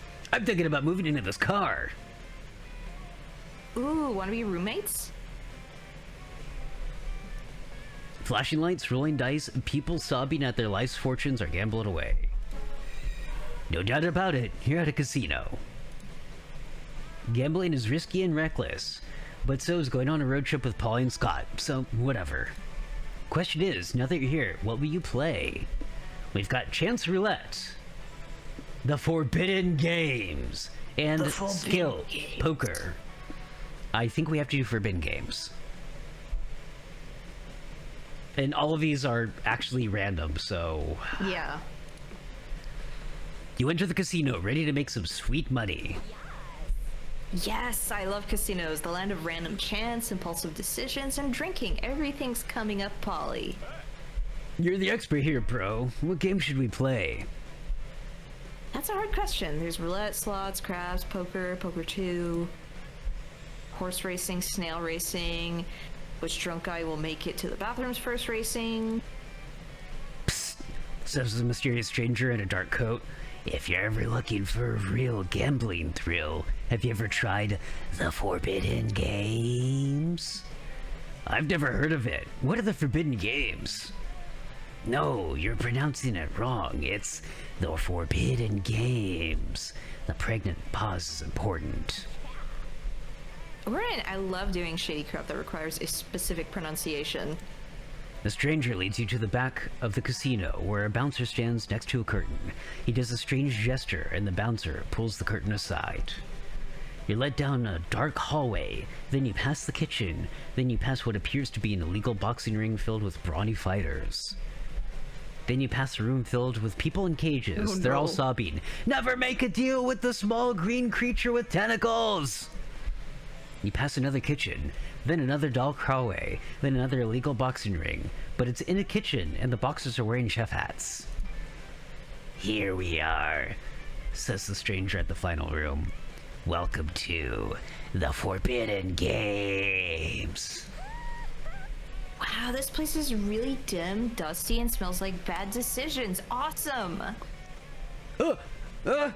Oatmeal, what'd you do? No! What have you done? I'm gonna get motion sick. Okay. Just breathe. Okay, we're fine. Oatmeal no, has that'd be ruined worse. Prom. The Forbidden Games room is filled with tables, around which sketchy, scarred-up people sit, playing inscrutable card games and flashing knives. This doesn't seem safe, but it was a long walk to get here, and you need a breather before you go back, so you might as well pick up something to play. We've got Extremely Strange Fable, where they play a game that seems to be riddled with obscure rules and little sense. That is adorable, I like that. Or We have the Lenny gambling table, where people gamble obscene amounts of money and all kinds of things around this random dude Lenny's life, without even knowing him. I don't know, that one's got a dog on a TV. Oh, puppy. Yeah, let's do this one. Lenny gambling sounds good. Surrounding the table are several screens, all broadcasting different locales where one guy, Lenny, seems to frequently visit. There are cameras at a park, in a metro station, in a diner, in an office cubicle, in a bedroom, in a bathroom. This seems really invasive, but hey, I came here to gamble, not question anybody's morals. $5 says Lenny's late for work. Lenny's alarm clock goes off, but he sleeps through it, and he's over an hour late. Point to Polly. Lenny's getting a sandwich for lunch now, says the croupier. Do I hear any bets that he'll put ketchup on his sandwich? Oh, I bet he'll accidentally put the ketchup on his penis instead. Lenny puts mustard on a sandwich to everyone's chagrin. But you get it now. The riskier / less likely the event you bet on, the bigger the payout if it happens. Someone wins $1,500 on a winning bet that Lenny will lose his job. Another gets $200K, betting that he'll sell his gaming console to pay his rent. I'm sick of you, Lenny, Lenny's husband says on screen. You have no drive, no ambition. I want a divorce. Dang, this just got interesting. I'll put my money down on Lenny's ex-husband getting custody of the dog. Oh no. No. No, not Captain Woof Woof. He doesn't deserve to grow up in a broken home. If risky bets are what pays, then you've got one. You bet that Lenny will find love again and turn out okay. You watch Lenny lose his house, his money, and even Captain Woof Woof in the divorce. Oh, that's sad. He goes to the park to eat a sad hot dog. So today's the day you try ketchup, you... You watch Lenny drop his hot dog on himself, smearing ketchup on his last good suit, and bursts into tears. Then, a tall man with an elegant mustache offers Lenny a silky hanky.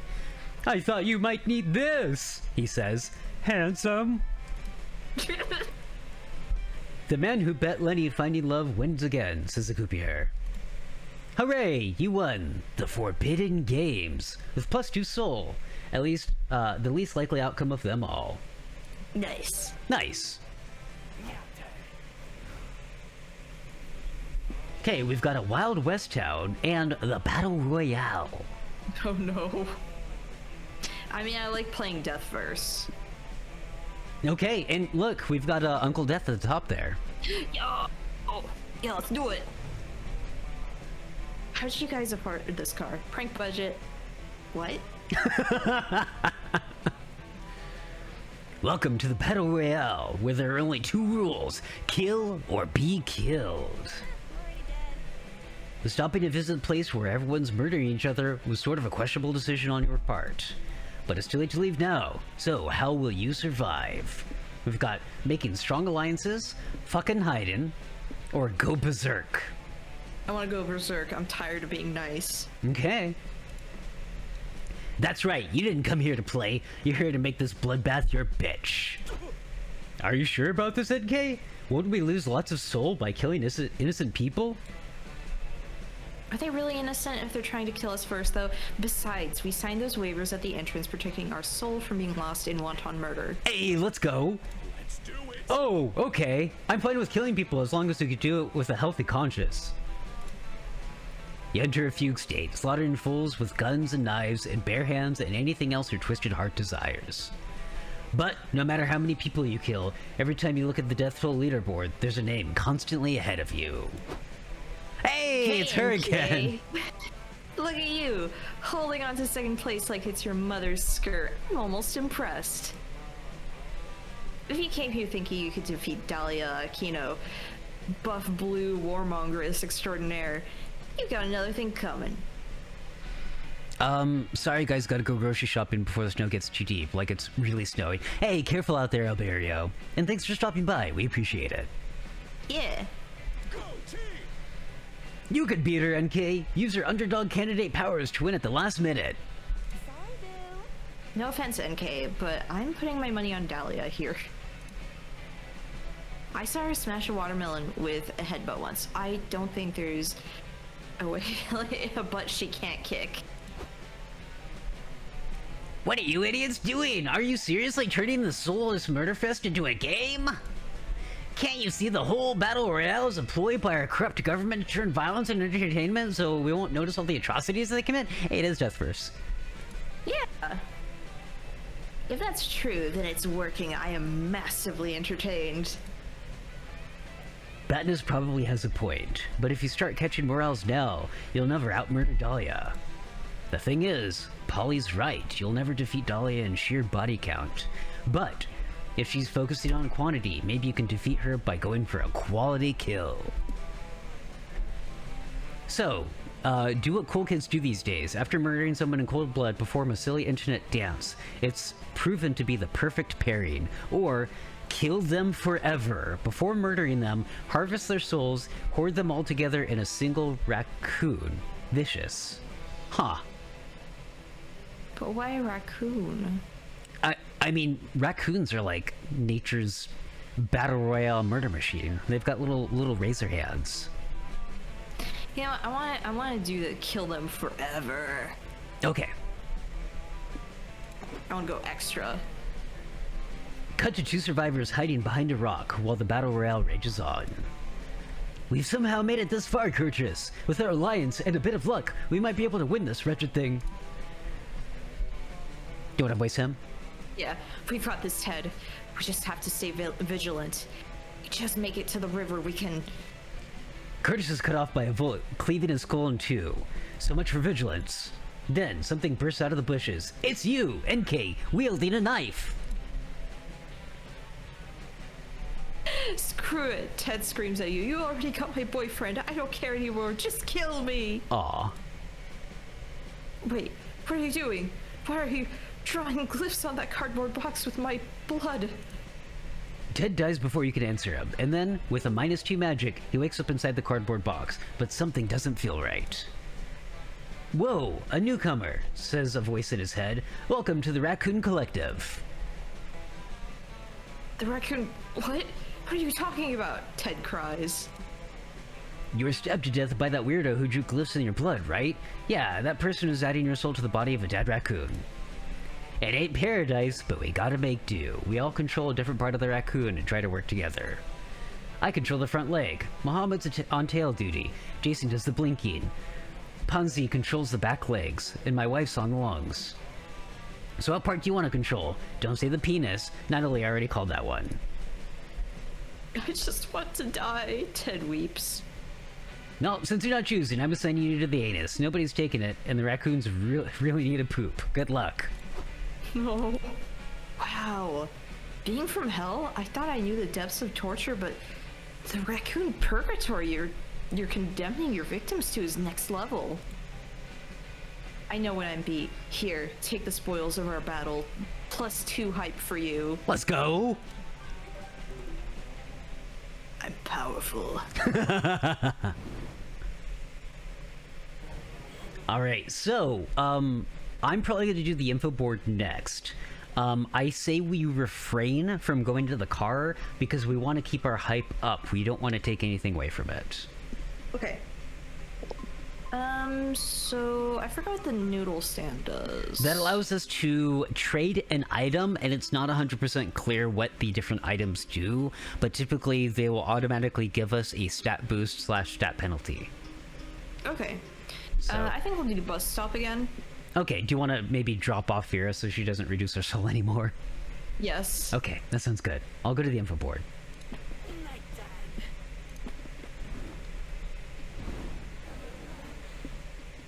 So we've got a charming village, where we can... yeah, we've got a shady property, which seems good. Yeah. And we've got a post-apocalyptic settlement, which is fucking metal, which is cool. I love Fury Road. Yeah, both of these seem really good, actually. I'm gonna go with this. More soul. Okay, yeah, just do that. Or we can go for more soul. Like, we're on our last week, so I'm not super worried about it. Okay, go for it. I need my 14 hours of sleep. Change hitchhiker. So we've got Miranda. For 1 week, every turn, will gain stamina and lose mind, which also isn't bad. Or Zoe, who's very cute. 2 random resources swap on each other. We don't want to do that. No. Okay. Let's go with Miranda. Sorry. Bear left the party. Not Oberlin worthy. You invite Miranda to join your road trip. A road trip? How exotic! I'd love to go. Oh, I just remembered. Rez says that Miranda's fish racist. No. My silverware suitcases are over there. Once you loaded them into the car, we can work on my clothing chests. A whole new world. Miranda has brought lots of snacks as she's learning to eat by herself. She has also brought lots of questions on how everything works. Next week, every turn, you'll gain plus stamina and lose minus mind. I mean, I feel like that's how you would deal with, I don't know, Little Mermaid on land. Damage. Did you ever see a cat drive? So we've got a gift shop or UFO's sightseeing spot. I mean, normally, I do really like the movie Nope. Do you want to do that? Yes. Okay. What's your favorite eating utensil, Scott? My mouth. Just shovel stuff in there. You came here today to answer the age-old question: do aliens exist? Who knows if you'll see any today, but at least it'll be fun to hang out with other UFO spotters. So, besides watch the stars and swap extraterrestrial conspiracy theories, what do you want to do? We've got look for UFOs, which will probably give us the last amount of hype that we need. We got make tinfoil hats, which will increase our soul. Or send a message, where we'll definitely lose soul. Let's look for UFOs. There seem to be a lot of alien spotters in the desert tonight. You spot 2 of your friends with their telescopes in the crowds. Hi, Kale. Hi, Abdu. Are you here to look for constellations? Have you seen my favorite one yet? It's called the Big Boy Frying Pan. Do you want to voice him? Yeah, nice. I'm a fan of Mariah myself. Sherry Searing was the grandfather of skateboarding. Changed my mind. But today, we're using our telescope to look for UFOs. You're welcome to join us if you want. Abdu and I are really into ufology. There's gotta be other life out there besides us, you know? At least, I hope there is. I'd rather not be alone in the universe. Cheer up, dude. In the grand scheme of life, between our friends and the aliens and all the microscopic parasites living on our bodies, we're never truly alone. Dude, that's deep. That philosophical thought reminds me of something. Can you pass me the pipe?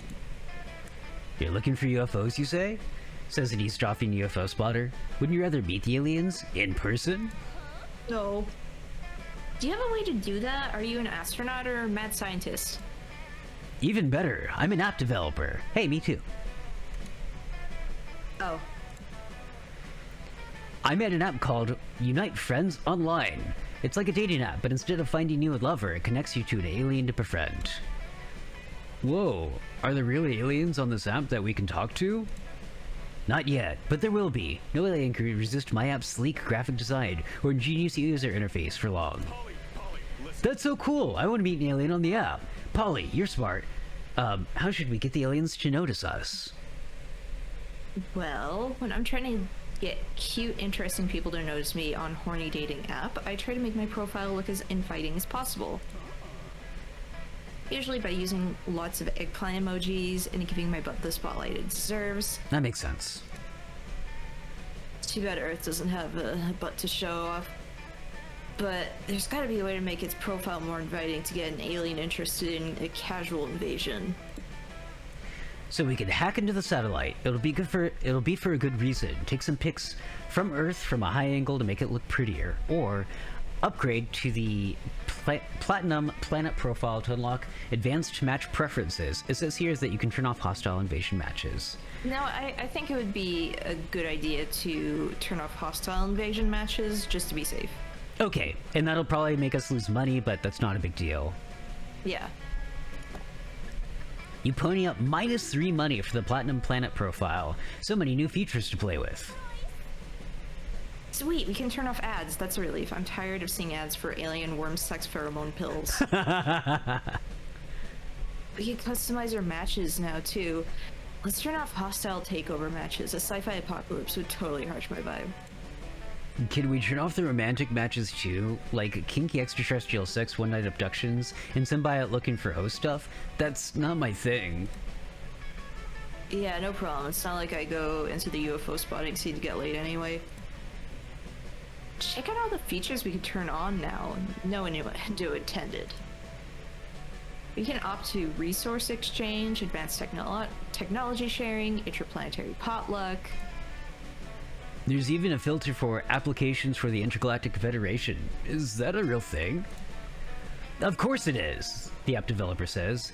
The IAF is mentioned on Coast to Coast and Rick and Morty, which are the two leading sources on alien culture. Oh my god. Coast to Coast. That's awesome! I bet the IF controls all the cool space sports. Like space pinball or black hole golf. Oh man, do you think they have an intergalactic X Games? I'd love to see what an alien can do on a half-pipe. Me too, actually. That sounds pretty sick. You guys are thinking too small. Imagine the political scandals they'd get up to in an intergalactic federation. I bet it's like a UN meeting, except everyone has 3 tits and a laser pistol. No one is invited to join the Federation that night, sadly. Nor do you see a UFO, but you still gain +3 hype stargazing with your friends. Wow. Very nice. Yeah. So we've got the Pancake Diner, or the Post-Apocalypse Settlement. I don't know, pancakes sound really good. It's a guaranteed way to get stamina. As of right now, all we have to do is basically just make sure we don't lose any more soul. Yeah. And what is that one? What is that icon? I forget. That's minus stamina. And that's plus stamina. Okay. I mean, it's your turn, so you go for whatever. Let's go with the arguably safer, you know what, actually I don't want to go for the safer option. Let's go for the post-apocalypse settlement. Yeah. If we do minus stamina, then at least we can guarantee it won't be minus soul. Yeah. Post-apocalypse settlement? Dang, I must have been napping for a long time. The cars are dangerously souped up, and the desert is a wasteland of hubcaps and bullet shells. Everybody's wearing leather, scrap metal armor, gas masks, and lots of black eyeshadow. Yeah. Welcome to the post-apocalyptic settlement, where the only law to abide to is the need for speed. Look at you driving. It's got a little chain too, I like that. There are plenty of dangerous diesel punk activities to fill your time. What do? So we've got race to the death, get your own post-apocalyptic glow up, or fight to the death. I'm gonna go with this just because we know it's going to be guaranteed minus stamina. Yeah. You and your friends head up to the Death Dome. You find a beautiful woman presiding over the carnage. Whoa, is that Damien? Sup, bro? I like your cute outfit. Do you want to do her? Goodness. Yeah. Don't call me Damien here. These people know me as the Queen of the Road, a bloodthirsty warmongeress with eyeliner sharp enough to kill. Anyway, since you're here, do any of you want to fight some of my subjects to the Death Dome to honor my queendom? I bet Votum does, and I'm not giving him any say in the matter because I want to see what happens. Hell yeah. You have no time to object before you throw it into the Death Dome, and the games have begun. You fight Bloodbag, the crazed killer who bleeds his victims dry. Then, Mad Mickey, a murderous mouse person armed with claws and copyright lawsuits. Oh my goodness. Oh no. And finally, Buttersock. Buttersrock? No, it is Buttersock. Whose weapon is, well, a sock full of butter. It's surprisingly painful to be bludgeoned with. Not bad, noob. But those were just exhibition fights. Now it's time for a real challenge. Bring out Freaky Ferrari!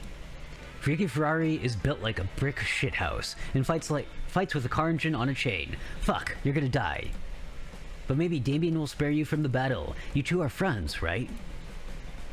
You may be friends with Damien, but the Queen of the Road spares no life. These lawless lands are governed by my thirst for bloodshed alone. But I will let you pick a weapon to use. The fight's no fun if you die in the first 30 seconds. Go grab whatever's left in the armory. The pen that's actually mightier than the sword. An angry badger duct taped to 5 guns and tied to the end of a stick. It's a classic. The power of love. Like, all of these are really, really, really good. I feel like knowing the game's writing, the power of love might actually be funniest. But the angry badger duct taped to 5 guns and tied to the end of a stick sounds really, really, really awesome. Sounds like the most appropriate for the post-apocalypse, I think.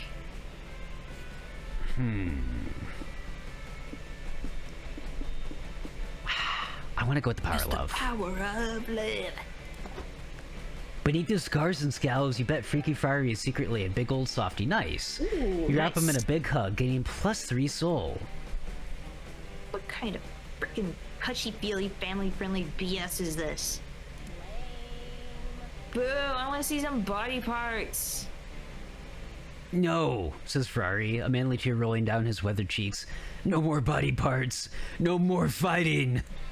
This hug, it's so warm, so non-violent. I didn't know I could do anything but feel or inflict pain. Perhaps because my own father only brought me pain.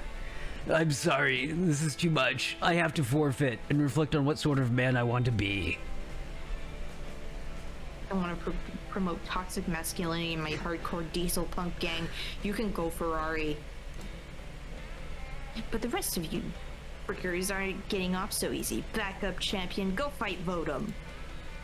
The next person up to fight is Badass Bugatti, whose special move is driving a luxury car kitted out with spikes and guns all over his opponent's body.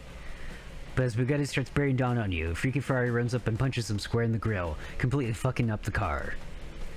I couldn't stand by and let you get hurt, Votum, Ferrari says. Come on, we'll defeat Bugatti together, with the power of love. This is so freaking corny. Are you crying, bro? No, I am not moved by the beauty of love. I have sand in my eyes. Really badass sand. Hooray for Deus Ex Machinas. You and Ferrari fight side by side and eke out a victory, though it costs you -3 stamina. Hey Luda, how's it going? Let me give you a quick shout out. So we've got the low budget reptile show and a regular gas station. I like the reptile show. Okay, want to go there? Yeah. What are the reptiles showing, Polly? They're showing off, most likely. It's clever. Welcome to the Reptile Variety Show. Meet the cold-blooded critters with a passion for the stage. There are a few performances scheduled for the day. Which show would you like to see? We've got with the little bow tie. We've got Charming Snakes, which is guaranteed to give us soul, a Crocodile, but it's a magician, which is guaranteed to give us magic, or an Improv Iguanas, which is guaranteed to lose us hype. You know what? We could actually use more magic. Okay, so you want to see the Crocodile? Yeah. Okay. Also because I like crocodiles, so. You settle in to watch the show. The stagehands bring out a stool, a microphone, and a 1,100-pound reptilian killing machine in a funny hat. Do you wanna? Oh my gosh. Do you wanna voice them? Okay. I am Riptolazar, famed crocodilian magician known far and wide throughout the Everglades. Prepare to be amazed. For my first trick, I will make this rabbit disappear. Someone brings the croc a rabbit. He puts his hat in front of his face. The bunny shrieks, then there's chewing sounds. Okay, you're obviously just eating the rabbit. You can't call the food chain magic, boo. We'll see. We've got some hecklers in tonight's audience. You doubt now. We'll wait till you see my next trick. I'll make this entire pig disappear over the course of an hour with the aid of this magical beer barbecue sauce. You're not even trying. Can't you make anything disappear without just eating it?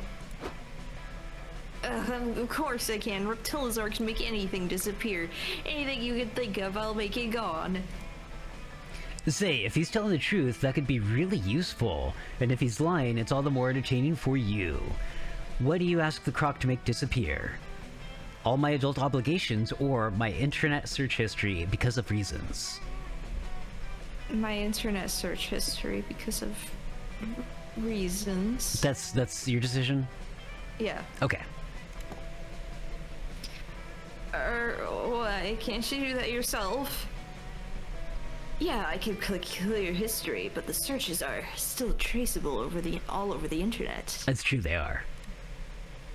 The only way to truly make my Google searches go away would be with magic. Fly and let me see your laptop. Good grief, these searches. That one's weird. That one's weirder. That one's downright concerning. Enkei. Look, I like big beefy things, and I don't even know what this one is. Oh, you don't? You should look it up.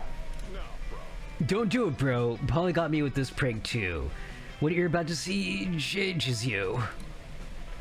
But the curiosity's killing you, isn't it? You gotta know what it means. You have to know the ugly truth. You're right. Show me what it means. Yes. Polly pulls up an incognito window inside of an incognito window and looks up those words on Google Images. You treat it to a unique experience of watching the light in the crocodile's eyes go out. That's the port. I'm erasing your search history. There's pictures and also my memories. I need so many showers. You gain +3 magic from the spell repertoire cast, but reviewing your depraved search history makes you lose -3 soul all over again.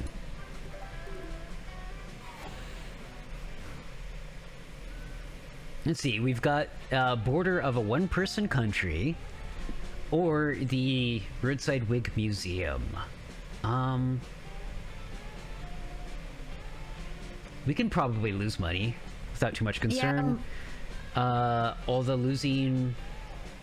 Actually, these don't look good. Mine's getting low. Yeah. So we'll go to the Roadside Witch Museum. Best thing about the road trip, nothing happens. Ah! You're driving and Miranda is riding shotgun, giving you directions. Too bad she's the worst navigator in history. According to this map thing, we should head west to reach the ocean. It's pronounced west, and again, I'll remind you, we aren't trying to drive straight into the ocean. But I miss the ocean. I don't like the desert. It's too dry and sandy. It's all the worst parts of the beach with none of the water. That's true. I understand. But can you rant later? Right now, we need you to tell us when to turn. Turn. Oh, that reminds me, Votum, it's your turn to braid my hair. Well, Miranda, that'll be pretty hard to do while I'm driving. I don't think you're really grasping the importance of the fact that I'm driving. Look, Miri, your lovable ditz shtick is as cute as ever. But right now, we really need you to focus on... Yes, you're exactly right, Polly. We do need to focus. Focus on this beautiful song I just made up about how great I am at being a navigator. I can show you the road. Big, winding, confusing. Tell me, peasants, when did you last let a princess be your guide? This would be the first and last time for me personally. A whole new road, a motor-tastic way to move. No one to tell us no or where to go. You're supposed to be telling us where to go. I'm not going to be surprised at all if after this stream I get hit with like a little copyright thing from Twitch saying, hey, we had to mute part of your stream due to copyright music. I'm so sorry. No, I'm joking. I don't actually think that's going to happen. Oh, right, silly me. Votum, you need to turn left 5 minutes ago. God damn it. You'd honestly be better off if Miranda was distracted so you could just drive in peace. But what would distract her? Keep her mouth busy by using the emergency ice cream. That's not a bad idea. We would lose a little bit of stamina for losing food, but I think that's probably not too bad. Give her an assignment to write... Excuse me, give her an assignment to write that you will review when you arrive at the next stop. Let's go with the emergency ice cream. Yeah. Oh, I got it. Woohoo! Emergency ice cream! It's my favorite emergency! Scott uses the emergency hammer to break the case protecting your emergency ice cream. One of these days, you should really sweep all that broken glass out of the back of the car. This is ice cream, you say? I've never tried it myself. I used to have my serfs do all of my eating for me. So this is your first time having ice cream? Wow. I can't believe that we get to be here for this for this big life milestone of yours. Yes, and I'm glad you're here, Scott. I need some guidance in losing my ice cream virginity. Oh my god. Can do, bro. Just put your lips to the ice cream and go to town. Goodness me, this is fantastic. How have I never experienced this creamy delicacy before? Just goes to show the magic that can happen when you step out of your comfort zone, boo. That's very true. Anyway, you know we have spoons, right? You don't have to plunge your face into the ice cream like a pig eating from a hay trough. No.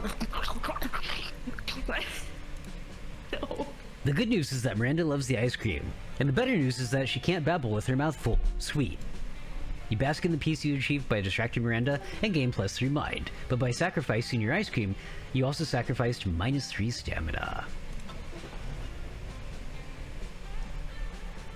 Wigs of every color, shape, and style, from afro to updo, are on display here. Wig to meet you, madam. You never knew that there was such a rich history to artificial hair. There are plenty of things to check out at the museum. You decide to check out the exhibition, attend the kids tour, or visit the gift shop. We can do this and lose some money. I don't think that's bad. Okay. You stop by the gift shop because nothing says perfect road trip souvenir like a discounted wig. Welcome to the wonderful wig shop of fantastic follicles, where all of your dreams can come true. Oh, cool! Last night, I dreamt I had the sub sandwich that never ended. I ate, and the sandwich kept happening. Forever. Can you make that dream come true, please? No. It was, a figure of speech. It's a bit superlative to my taste, but I'm required by contract to say it to every customer. What? A super what? Look, we just sell wigs. That's about it. Oh, sorry. What about my dream from last Tuesday? It was an otter. There was an otter in that. I was an otter in that one, excuse me. Can you make that one dream come true? Votum, choose a wig so we can leave before our good boy gets even more entangled in his own confusion. Copy that. We've got the cool squirrel, which that's pretty awesome, actually. The spaghettiist and the shoujo showstopper. I have to go with that. That's amazing. Yes.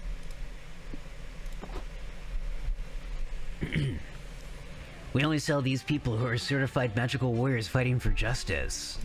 So, are you a certified magical warrior fighting for justice? Maybe? I'm about to go on my lunch break, so I'm gonna deem that answer as good enough. Bye. After paying -3 money, you put on your new wig and are suddenly enveloped in bright fuchsia light. You rise in the air, you can feel your body changing, becoming more powerful, drawing immense energy from the cosmos.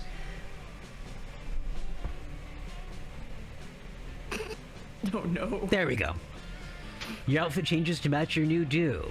It's like a sailor uniform, but pinker and sluttier, and with frilly thigh-high socks. That sounds amazing. I need Votum in that now.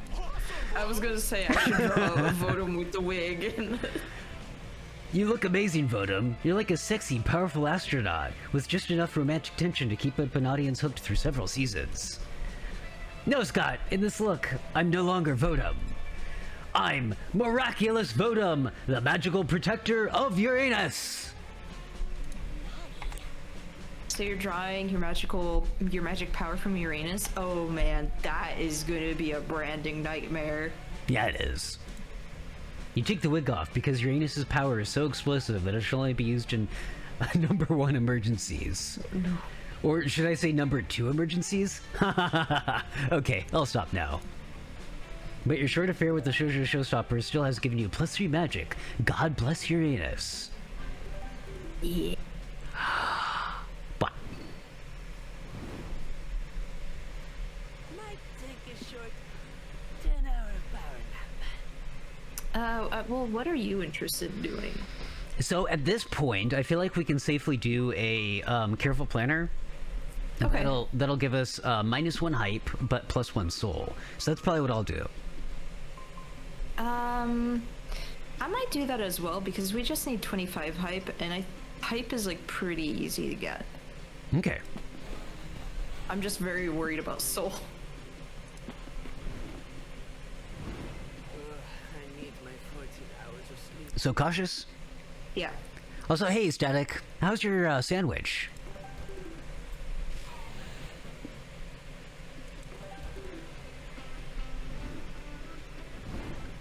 Hey, nicely done.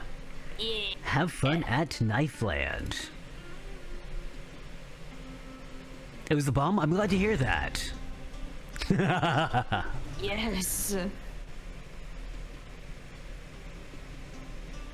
Yes.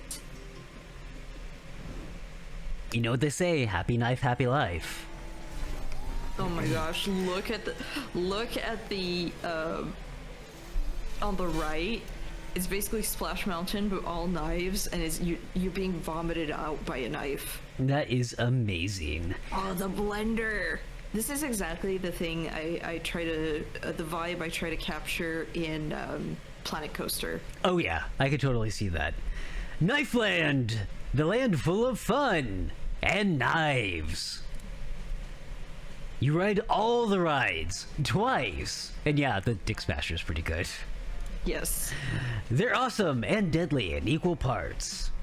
There's the Murder Mansion with actual murder! Stab cam. Aw. There's not 1, but 2 free falls.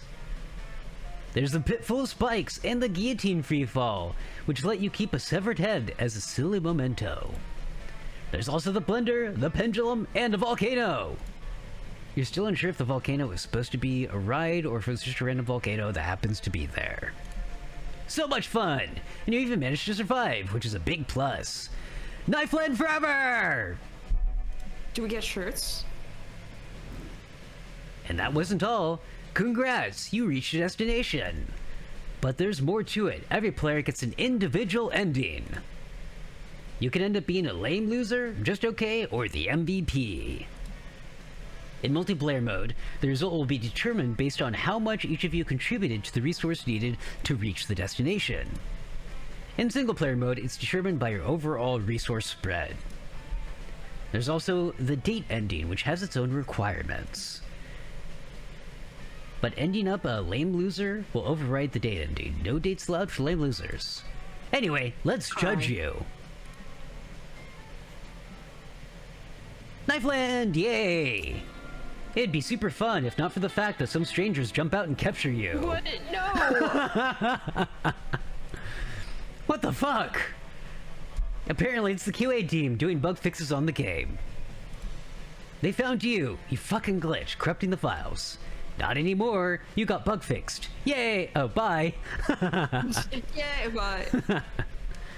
Knifeland, yay! Yay! You have the best fucking time in this land of fun and knives. But just having fun isn't enough for you, no. You must conquer Knifeland. Yes! And how do you conquer a theme park? Easy, by taking the coolest picture on a ride. You choose the ride Slash and Splash. This isn't your smartest choice ever, as you're mildly scared of water. Suddenly so small. And highly scared of knives. The pic captures you being, well, a bit terrified by the prospect of getting stabbed by many flying knives. But hey, bravery isn't about having... Bravery isn't about not having fear, but facing your fears. Everyone who sees the pic assures you that you are such a brave cat. For the rest of the day, you receive head pats from friends and strangers alike. No.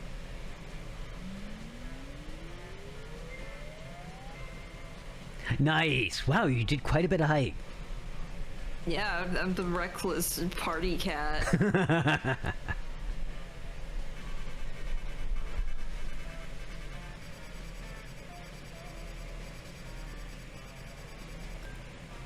Hey, very nice. Perfect.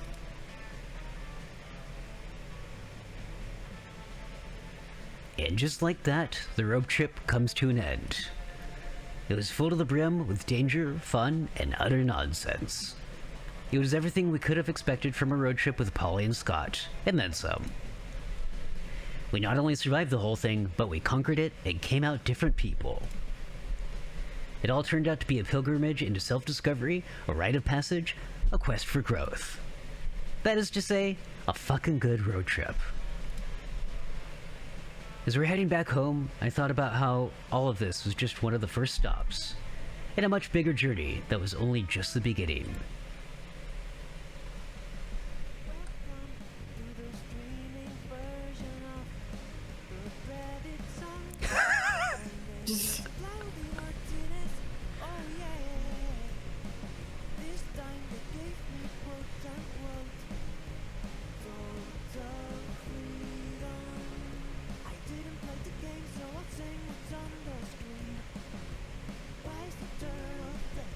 That was great.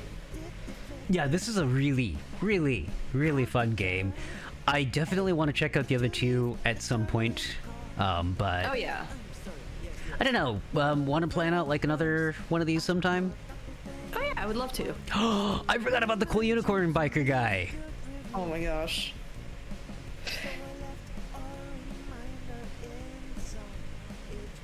Yeah, I've heard nothing but good things about them, Luna.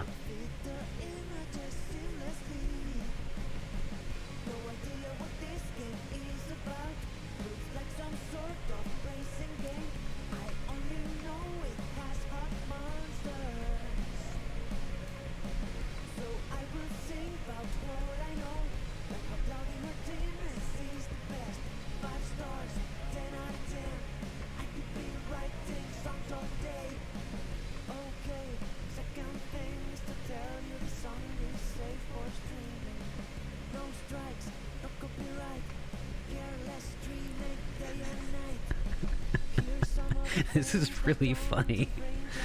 Yeah. So, for context, if anyone doesn't know, they give you an option in the settings to remove any copyright-safe music, and I did that, and this is the variation, I guess, on the song that we get, where they literally just say, no copyright strikes for you.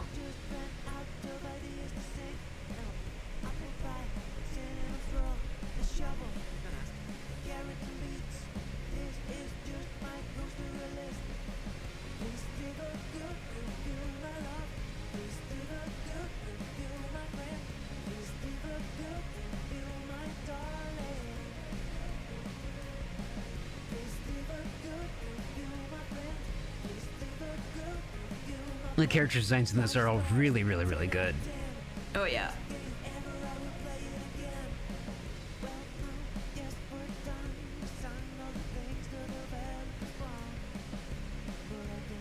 I can't believe there was a Shibari segment. That was beautiful.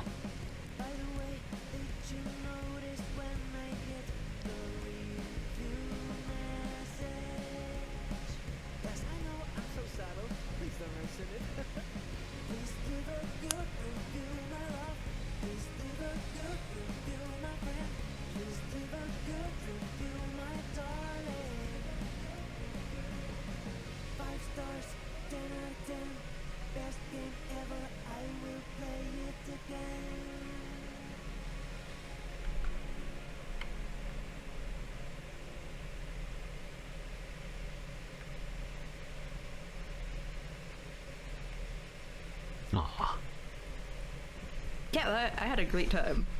I'm glad. It's getting pretty late there, huh? Yeah, well, yeah, it's almost 10, and I'm just like, everyone in the house is asleep, so I'm like, oh Okay. no. I'll walk you home. But before I do thank so, you. of course, before I do so, let's go ahead and find somebody to raid. Yeah. Friends, thank you blah blah. Excuse me. Let me turn this down a tiny bit. Thank you all so much for hanging out with us today. This is a lot of fun. NK, I know you're trying to figure out your schedule and stuff over there. Do you have any idea when you might be streaming or what you might be streaming next when you do? I mean, a stream sometime this week would be good. I'm just not sure what to play yet. I might actually try to do some Strive. Oh, nice. Since Let's go. Yeah, I can get it working on the laptop, so I'd like to continue my journey of learning how to play a game. Well, if you before I completely forget. It's like, if you do, definitely you know, keep us updated on that. I definitely want to see your Faust in action. yeah, where I don't panic as much actually playing it. You're doing great. Because the second, like, you know, the CPU started moving, I was like, oh no, I forgot every button. Well, it's okay. And in the meantime, if you want to try to just like run stuff off stream, you know, feel free to hit me up. Really quickly, before I start up the raid, NK, where's the best place for us to keep up to date with you at? Well, at the moment, it would probably be my Twitter. It's NK. But I mean, there's always Twitch. Like, you follow me, you get updated on my stuff, like when I go live. Now, folks, if you're not already following NK, please go check them out, give them some love. They're phenomenal artists, they're just an absolute sweetheart. I'm really, really happy I got the chance to meet them. And, I mean, likewise. Oh, You're a really cool streamer. I'm happy we met. Thank you so much. I'm really, really, really happy to hear that. Friends, we are going to be we're going to be raiding into Tension, who is currently playing Splitgate. Let me make sure I get their name spelt right because they have a very long, complicated name. Tension Necroprancer. Okay, there we go. Alright, friends. I am going to be back tomorrow at 6:30 p.m. Pacific with a Super Metroid stream. Yeah, raid message is always going to be Skull Raid. Go ahead and use whatever emotes that you want. In the meantime, friends, take care, much love, and I'll see you on the other side. Mwah. Blah blah blah.